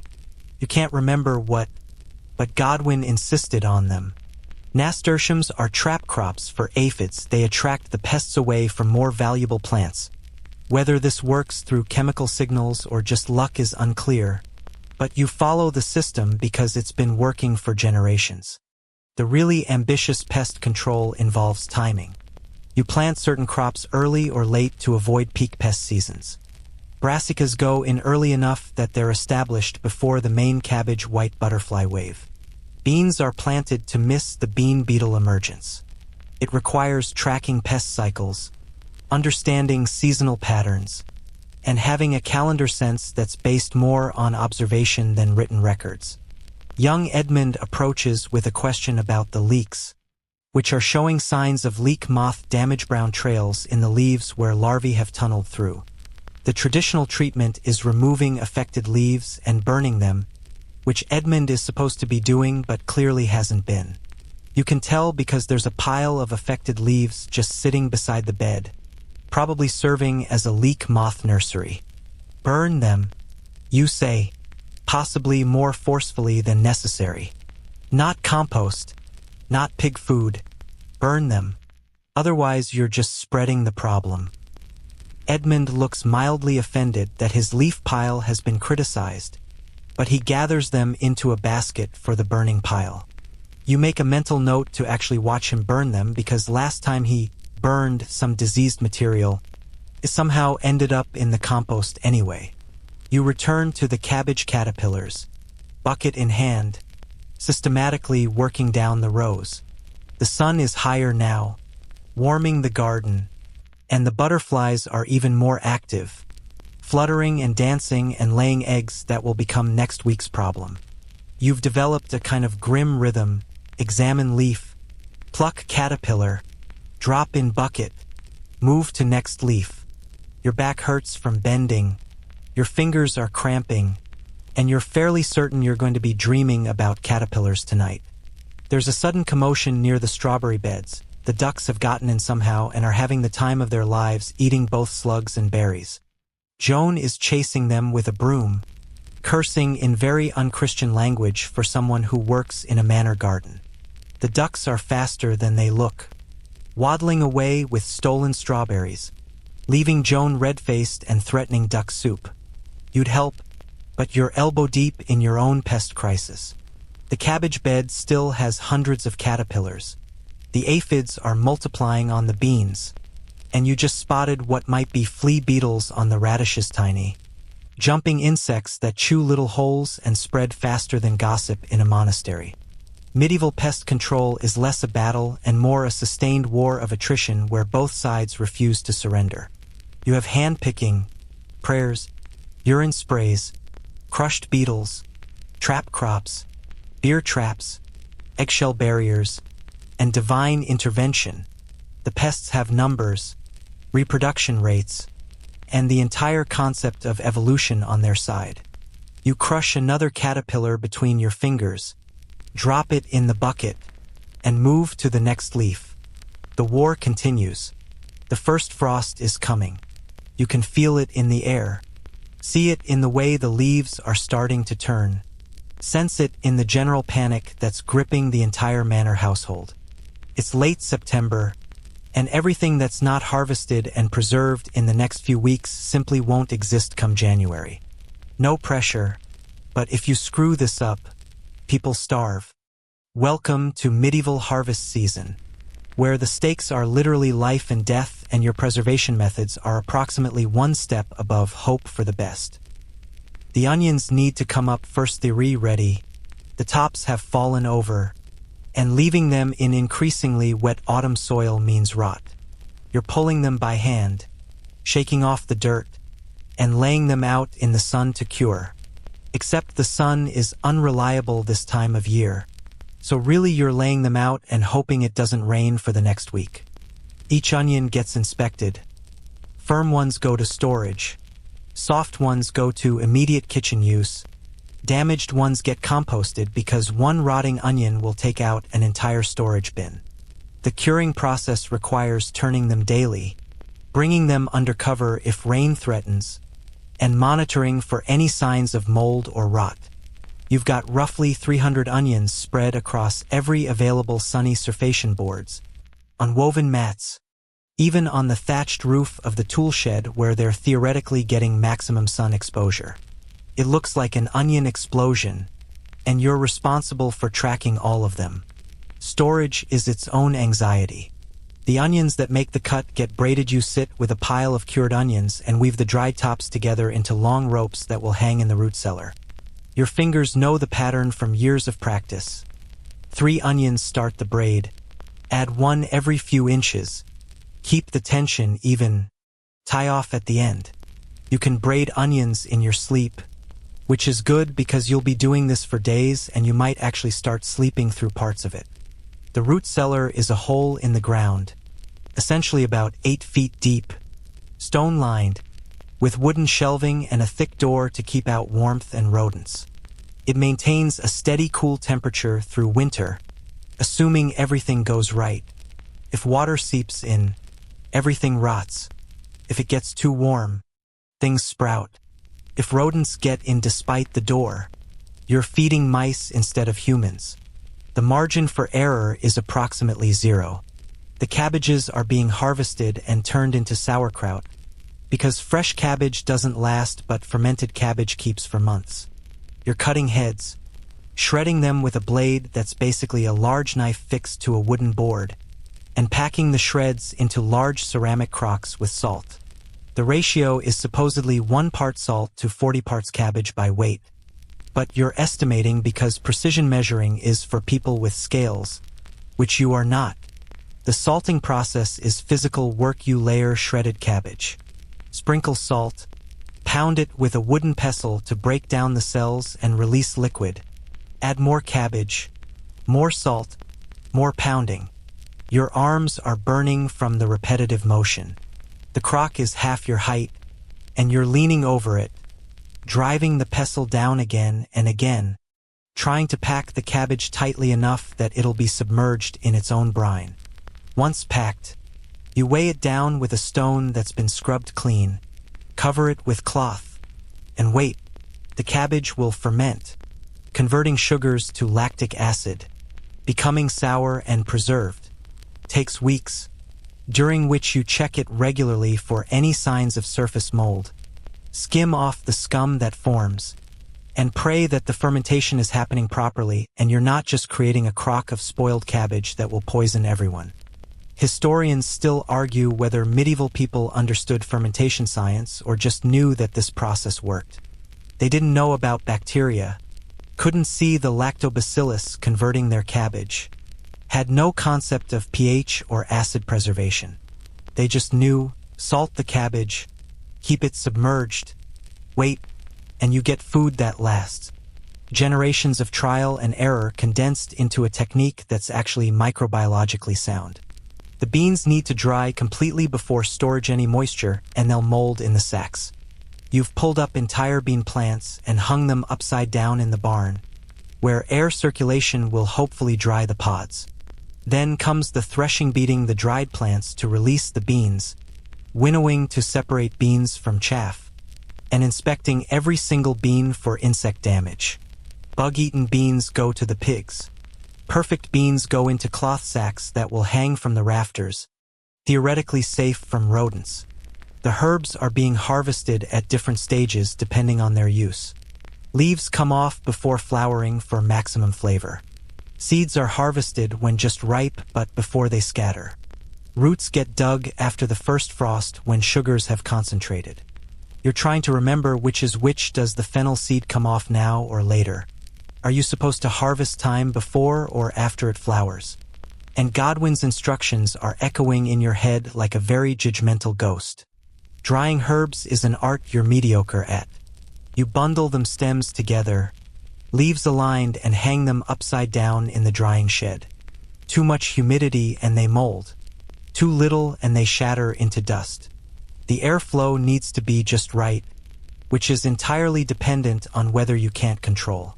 You've got bundles of sage, thyme, rosemary, and plants whose names you know in Middle English but sound like gibberish translated, all hanging from every available beam. The garlic is being braided like the onions, but garlic is trickier. The stems are stiffer, the bulbs heavier, and if you don't cure them properly they'll sprout or rot. Each bulb gets inspected with paranoid attention. Any soft spots? Reject it. Any green sprouting? Immediate use. Any signs of disease? Straight to the compost. You're building braids that will hang in the kitchen and the root cellar, assuming you've cured them properly, which won't be clear for weeks. The carrots and parsnips stay in the ground, for now root vegetables can handle frost and actually taste better after it.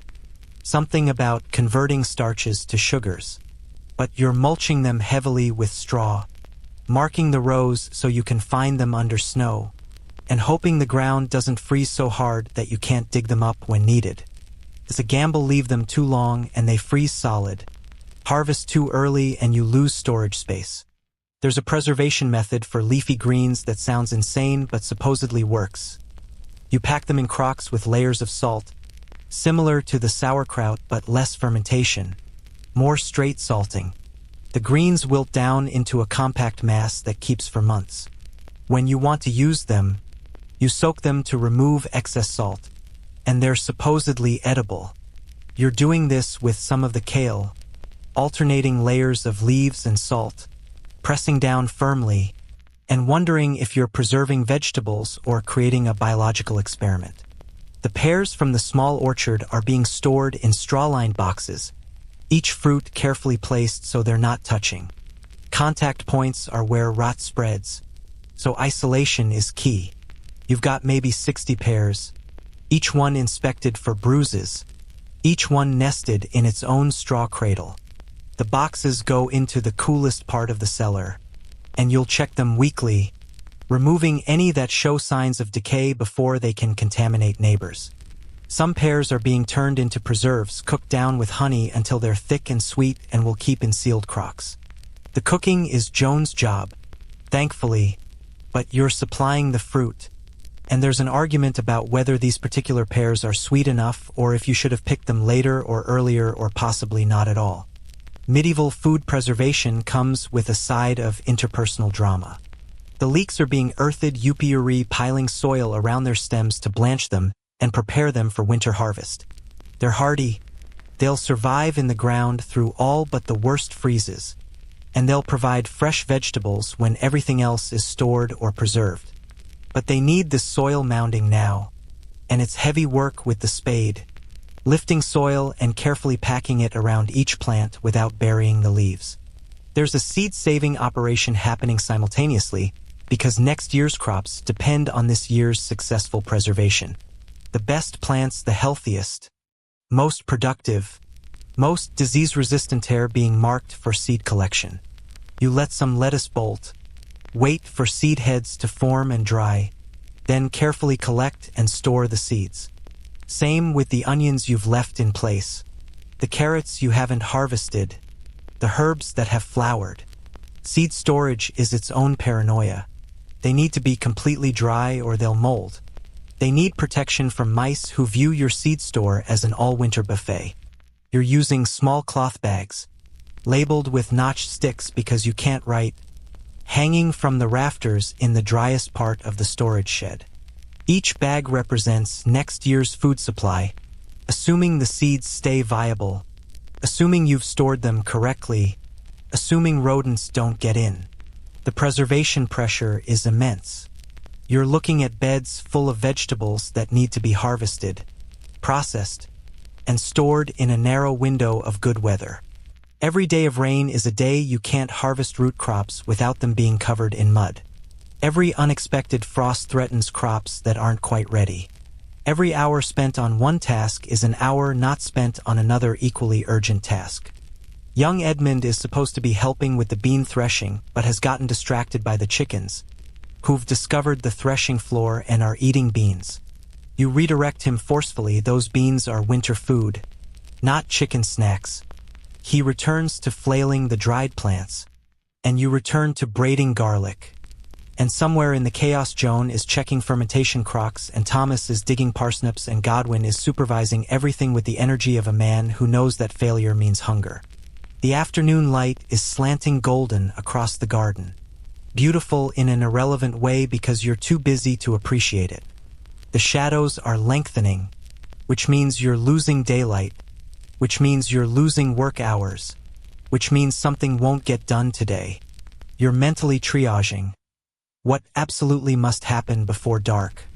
What can wait until tomorrow? What will have to be abandoned if you run out of time? There's no refrigeration, no canning with modern seals, no freeze-drying or vacuum packing. You have salting, drying, fermentation, root cellaring, and prayer. Every method has failure points. Salt-preserved foods can still spoil. Dried herbs can mold.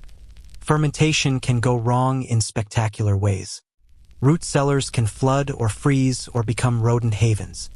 The margin between successful preservation and winter starvation is uncomfortably thin. You finish another garlic braid, hang it with the others, and immediately start the next. Your fingers are moving automatically, muscle memory taking over while your mind calculates how many more you need, how many hours until dark, whether the weather will hold. The first frost is coming. You can feel it and everything needs to be ready. Everything is never ready, but you work anyway because the alternative is unthinkable. The herb garden is beautiful and terrifying in equal measure. You're standing among plants that can heal a fever or stop a heart, cure a headache or cause violent convulsions, and the difference between medicine and poison is often just a matter of dosage, preparation, or species identification. Medieval pharmacology is happening right here in these beds, and you're responsible for not accidentally killing anyone. No pressure. The foxglove is blooming tall spikes of purple flowers that are genuinely lovely and also genuinely deadly. You know, it's used for heart conditions, something about strengthening a weak heartbeat.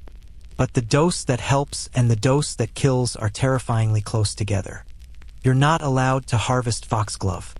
That's Joan's job, and she approaches it with the seriousness of someone handling explosives, which honestly she is, just botanical explosives. You watch her work sometimes, carefully counting leaves, taking only from specific parts of the plant, muttering what might be prayers or might be concentration. She's explained the process to you. The leaves must be from the second year of growth, harvested before full flowering, dried in shade not sun, stored away from moisture, but she's also made clear that you're not to touch it.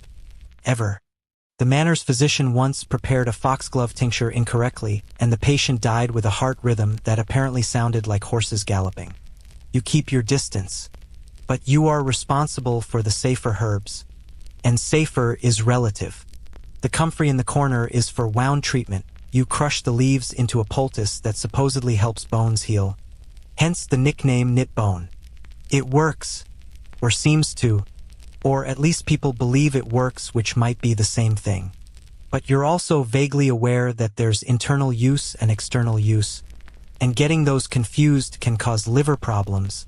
So it's poultice only, never tea, always external. The valerian is another one where you're walking a line. The root is for sleep and anxiety. You dig it up in autumn when it's most potent, wash it thoroughly, and dry it in small pieces. It smells like sweaty feet. Honestly, a kind of musty organic funk that makes you question why anyone would ingest it. But people do, and they report sleeping better. And you're just the gardener, so you harvest and dry and try not to judge. The dose. Thought hat's critical. Too much, and instead of gentle sleep, you get grogginess that lasts for days. Lavender is safer. Thank Goder, thank the saints. Or thank whatever divine entity oversees medieval herb gardens. It's for headaches, for washing water, for scenting linens, for mild sedative effects. You can harvest lavender with confidence, cutting the flower spikes just as they open, bundling them for drying. The smell is pleasant, the uses are multiple, and the worst that happens if you mess up is that someone's linen closet doesn't smell as nice. You wish everything in this garden had lavender's safety profile. The mint section is sprawling out of control, 3 different varieties that you're supposed to keep separate but which are interbreeding with the enthusiasm of plants that have no respect for your organizational system. There's pennyroyal, which is for digestive issues but also for inducing menstruation and possibly abortion, so that's handled carefully. There's peppermint, which is safer, used for stomach problems and flavoring. And there's something that might be spearmint or might be a hybrid, and you're not entirely sure, which is a problem when people are ingesting this. The wormwood looks aggressive, silvery green and spreading, and it's for digestive parasites, worms. Hence the name. You harvest the leaves and flowering tops, dry them, and they go to the physician who makes them into a preparation that's apparently intensely bitter. The dosing is precise because wormwood is toxic in quantity. Something about a compound that causes seizures. You've never taken it yourself and you're not planning to. The intestinal worms can stay. Honestly, if the alternative is risking a seizure. Rue is sitting in its designated bed looking innocent, which is a lie. It's used for everything from eye strain to invoking menstruation to protection against plague, depending on who you ask. The problem is that handling it can cause skin reaction. CVE learned to wear gloves when harvesting rue because the sap causes blisters if you're sensitive. And you are sensitive, as you discovered the hard way, with weeping blisters across your forearms that took weeks to heal. The chamomile is currently being harvested, just the flower heads, picked when fully open but before they start to fade. It's for calming, for sleep, for digestive upset, and it's one of the genuinely safe ones. You can make chamomile tea strong enough to float a spoon in, and the worst that happens is someone gets very relaxed.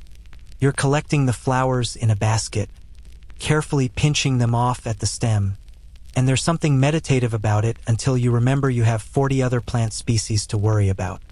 Historians still argue whether medieval herbalism was effective medicine or elaborate placebo.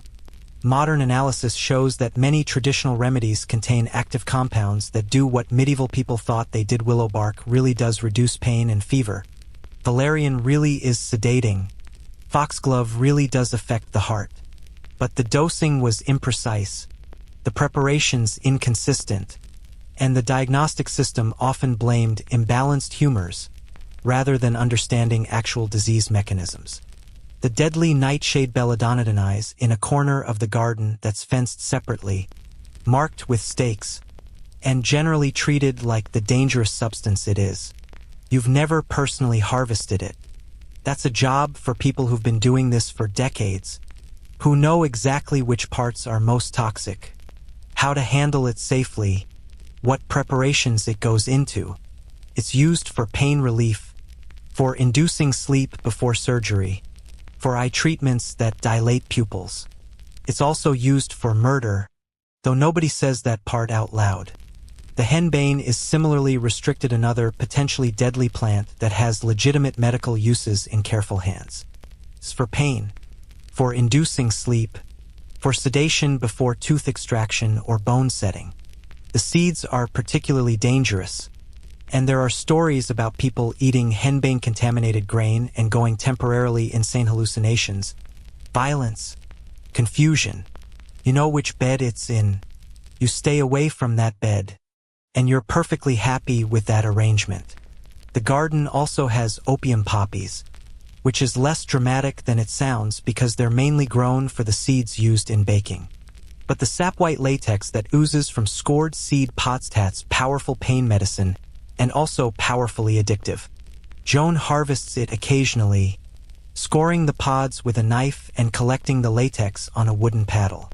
You've watched from a distance, seen the careful scraping, the precise collection. It goes to the physician for serious pain cases, battlefield injuries, advanced disease, dying patients who need relief.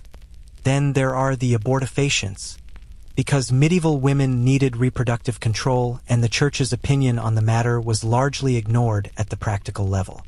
Pennyroyal you've already noted.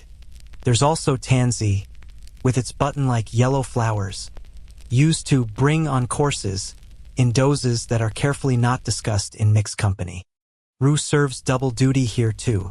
These plants are harvested quietly, passed to women who need them, and the official story is there for digestive complaints or pest control. The identification challenge is constant and anxiety-inducing. Hemlock looks similar to several edible plants. The leaves resemble parsley to an untrained eye. The roots can be confused with parsnips. Eating hemlock kills you, slowly and horribly, with progressive paralysis while you remain conscious. You've learned the identifying features: the purple spotted stem, the mouse urine smell when crushed, the specific leaf shape, but you check and double-check every time because the consequences of error are death. There's also the issue of plant variation. The same species growing in different soils, different light conditions, different weather patterns can have different concentrations of active compounds. The foxglove from a sunny bed might be twice as strong as the foxglove from shade. The valerian harvested in wet years could be different from dry years. Medieval herbalists accounted for this through experience, through careful observation, through probably killing some people while they figured it out. The preparation methods matter as much as the plants themselves. Some compounds extract in water, some in alcohol, some in oil. Heat destroys some active ingredients and concentrates others. Drying changes chemical composition. Fresh versus dried can mean the difference between therapeutic and toxic. You're learning this through apprenticeship, through watching Joan work, through careful notes that you can't read but can memorize based on visual symbols. There's a tincture-making operation in the stillroom, technically the garden, but you supply the raw materials. Joan is currently making a St. John's wort tincture, flowers soaking in alcohol, the liquid turning blood red as compounds extract. It's for melancholy, for wounds, for nerve pain. The alcohol concentration matters. The soaking time matters. The ratio of plant to liquid matters. She's following a recipe passed down through generations, and she's also improvising based on how this particular batch looks and smells. Young Edmund asks you about the monk's hoot, another highly toxic plant with beautiful blue flowers, and you realize he has no idea how dangerous it is. You give him a probably too intense lecture about aconitine poisoning, about how touching the roots with bare hands can be dangerous, about how this plant has killed people who mistook it for horseradish. He looks appropriately terrified, which is good. Fear keeps you safe in the poison garden. The culinary herbs are mixed in with the medicinal ones because medieval people didn't draw hard lines between food and medicine. Sage is for flavoring and for sore throats. Rosemary is for roasting meat and for improving memory. Thyme is for cooking and for respiratory problems. You're harvesting based on dual purposes, cutting sage for the kitchen and setting aside the best leaves for medicinal preparations. The dose issue haunts everything. A medicinal amount of sage is fine. Too much and it causes dizziness. A pinch of nutmeg, which comes from trade, not your garden, but the principle applies, is flavoring. A tablespoon is hallucinogenic and potentially toxic. The difference between remedy and poison is often just quantity, and medieval people measured in pinches and handfuls and the amount that fits under your thumbnail. You're currently harvesting lemon balm, which is blessedly safe calming, digestive, pleasant tasting, and hard to overdose on even if you tried. The leaves are going into bundles for drying, and you can actually relax while doing this because the worst case scenario is that someone's tea is too lemony. After dealing with foxglove and belladonna and hemlock identification, harvesting lemon balm feels like a vacation. But then Joan calls you over to the angelica bed because there's a question about whether this is actually angelica or hemlock that's somehow gotten into the wrong bed. Your stomach drops. You examine the stem snow purple spots. That's good. You crush a leaf and smell aromatic. Not mouse urine. That's also good. But now you're second-guessing yourself because the consequences of being wrong are catastrophic. You both decide to err on caution. These plants get marked as suspicious and won't be harvested until someone with more expertise confirms the identification. It means losing potentially valuable medicine, but it's better than accidentally poisoning someone with what you thought was digestive tonic. The herb garden is beautiful in the afternoon light, green and flowering and aromatic. It's also a minefield of potential fatal errors where your botanical knowledge is literally the difference between healing and killing. You return to the safe work: chamomile harvesting, lavender bundling, lemon balm cutting, and try not to think too hard about all the ways this could go catastrophically wrong. The poison is in the dose. The medicine is in the knowledge. And you're just trying not to kill anyone while keeping the manor supplied with herbs. The garden wall casts a long shadow, and you're acutely aware of which side of it you're standing on. Medieval gardens aren't just about plants. Theory about power, hierarchy, and social structures so rigid that even the vegetables are ranked by class. You're at the bottom of that hierarchy, and the garden reinforces this fact with every task, every rule, every moment where your survival depends on remembering your place. The manor lord's personal garden section is off-limits to you unless specifically summoned. It's behind a wattle fence that's in better repair than the worker housing, featuring flowers that serve no practical purpose beyond beauty roses for rosewater. Yes, but also lilies that are purely decorative, violets that carpet the ground in spring for aesthetic reasons. You maintain the edges of this space, keep the paths clear, but you don't enter without permission. The one time you did chasing an escaped chicken, the steward made his displeasure abundantly clear through a combination of shouting and threatened dock in pay. Your section, the working garden, is utilitarian. No decorative flowers unless they're also medicinal. No leisurely paths designed for contemplation. Every square foot is productive space, packed with vegetables and herbs that feed the manor household and, incidentally, keep you employed. The contrast is stark: beauty and leisure for the nobility, function and labor for you. The garden is a physical manifestation of social order, with the good soil, best sun exposure, and finest tools allocated according to rank.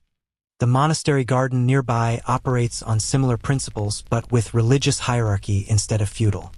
The abbot has a private garden. The prior has access to certain areas. The regular monks work the main gardens but aren't allowed in the restricted medicinal sections where expensive imported herbs grow.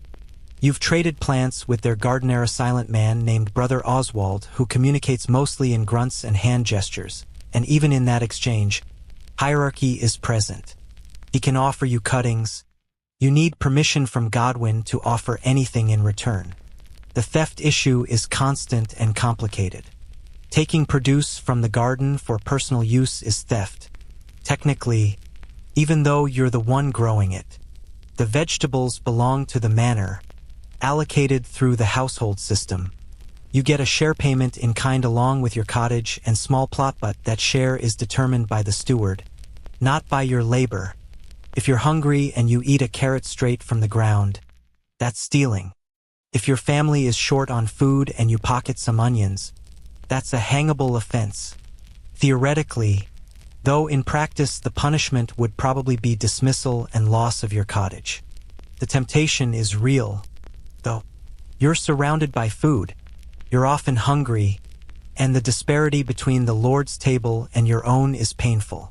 The manor kitchen gets the best vegetables, the largest onions, the finest herbs, the earliest spring greens.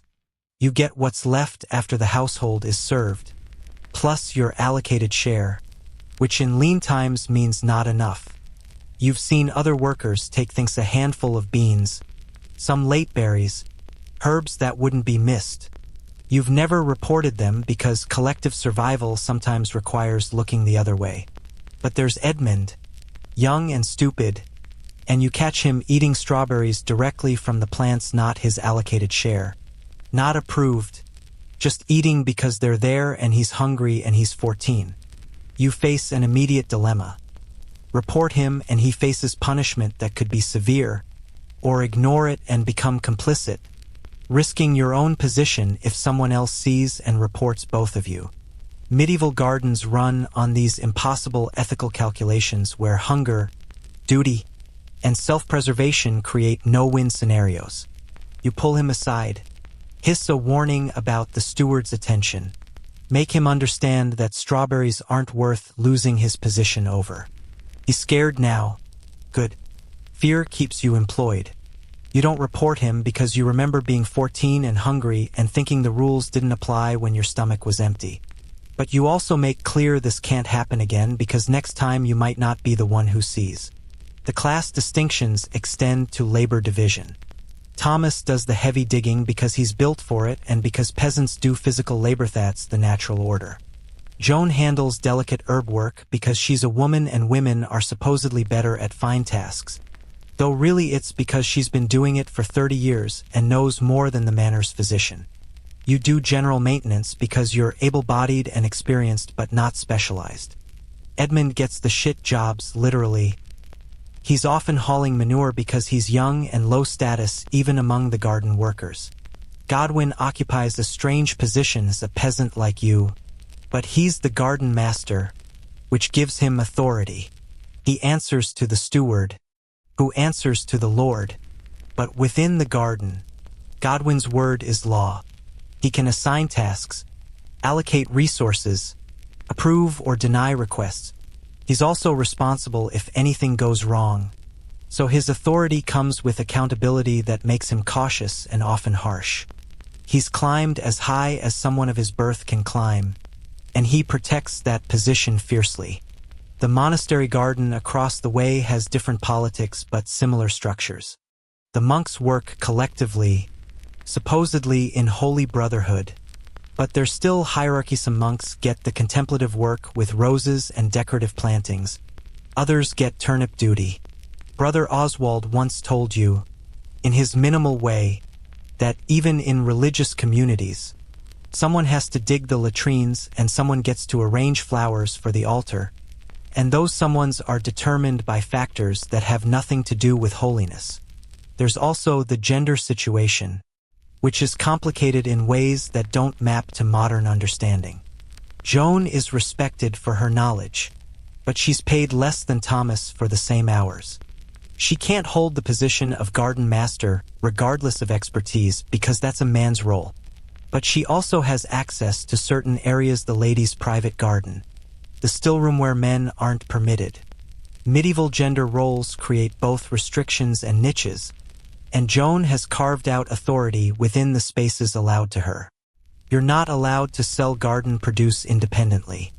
Everything goes through the manor system. Surplus gets sold at market by the steward. Profits go to the lord. You've heard of other estates where gardeners can sell excess from their personal plots, but not here. Your cottage garden, the tiny space beside your home, is yours to manage. But anything from the manor garden belongs to the manor. The distinction is enforced, and violating it is grounds for immediate dismissal. Historians still argue whether medieval manorial systems were oppressive feudalism or mutual obligation networks. The manor provides land, housing, protection, and theoretically security. You provide labor, expertise, and a portion of produce. On good estates with fair lords, it's a reasonable exchange. On bad estates, and you've heard stories, it's exploitation with a thin veneer of paternalistic obligation. Your estate falls somewhere in the middle, which means sometimes it feels fair and sometimes it feels like indentured servitude with extra steps. The legal complications are Byzantine. The garden is on manorial land, so you can't leave without permission. That's the whole serf/freeman distinction, and you're on the wrong side of it. But you also have customary rights, access to certain resources, protection from arbitrary punishment, defined labor obligations that can't be unilaterally increased. When the current lord tried to demand extra harvest labor last year, Godwin pushed back, citing custom, and surprisingly won. The system has some flex, some negotiation space, but it requires knowing exactly where the boundaries are. There's a social ladder within the peasantry, and you're somewhere in the middle. Below you are the landless laborers who work for daily wages and have no security. Above you are the freemen who rent their plots and can leave if they want. You're tied to the land, but with defined obligations. It's stable, predictable, and also completely constraining.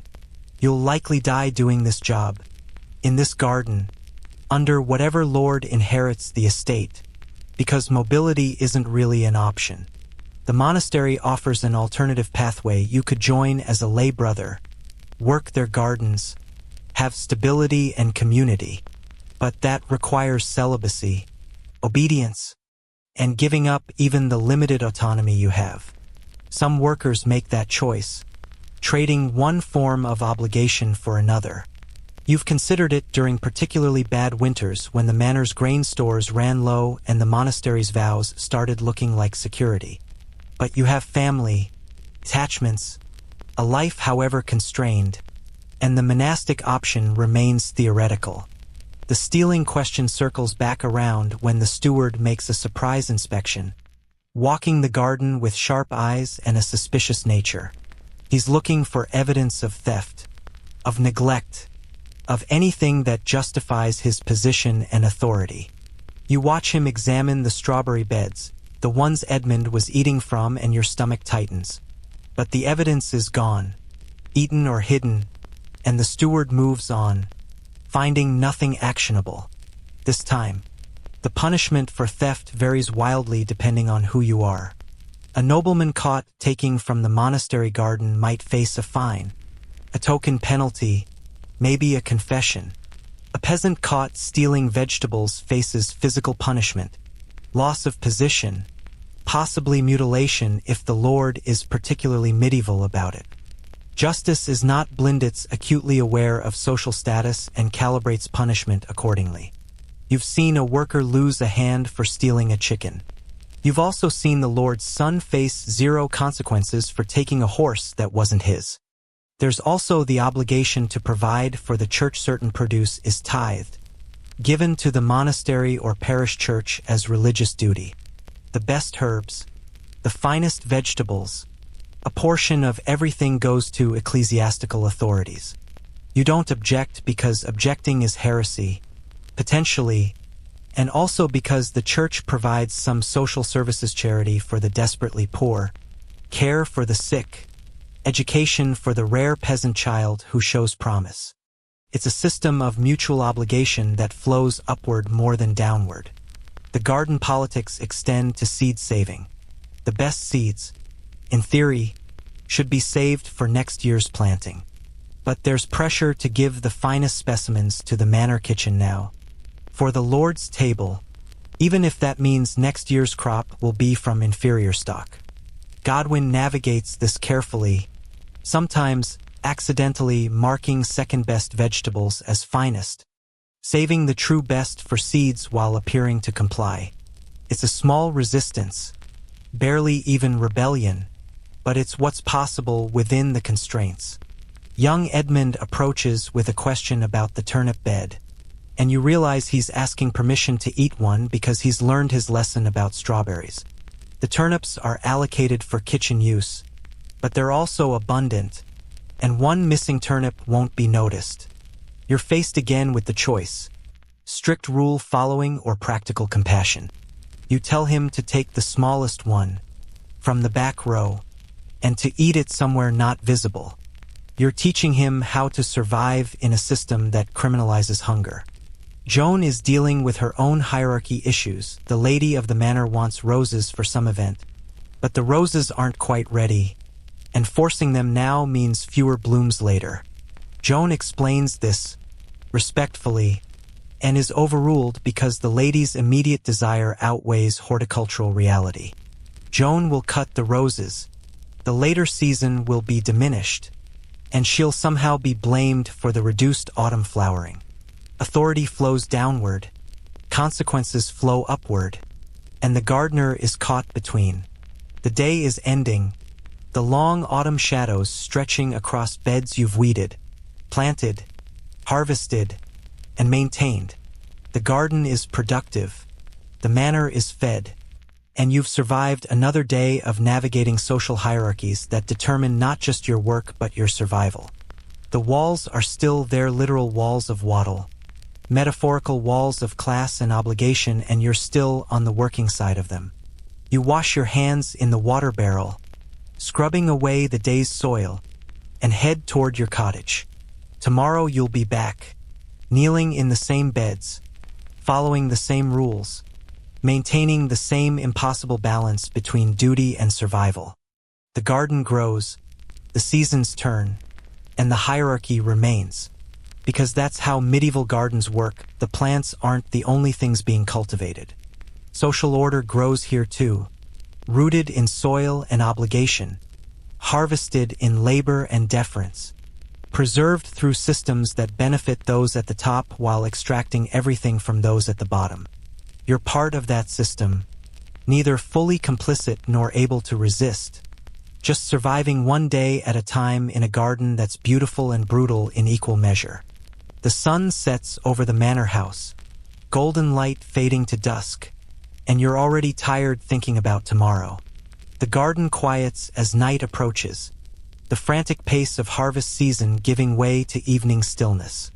You're walking the paths one last time, a habit formed over years, checking that tools are stored, that gates are secured, that everything is as ready for tomorrow as it can be.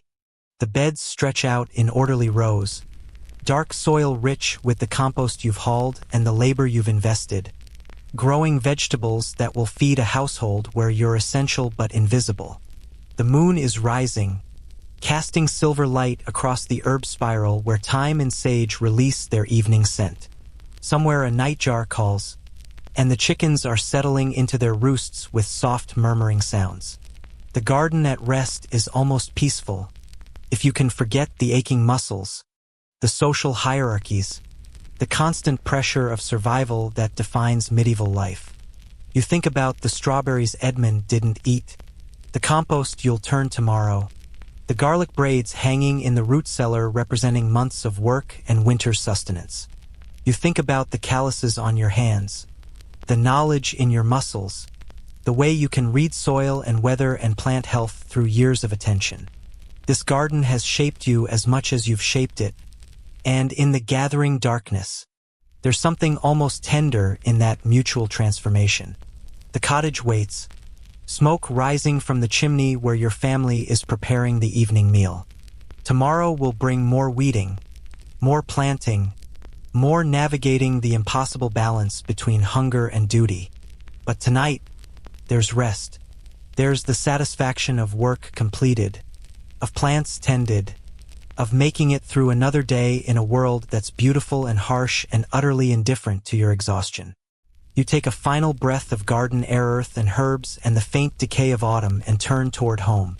The medieval kitchen garden will be here tomorrow, demanding and abundant, waiting for your labor to transform it once again from wild to cultivated, from chaos to order, from seed to sustenance.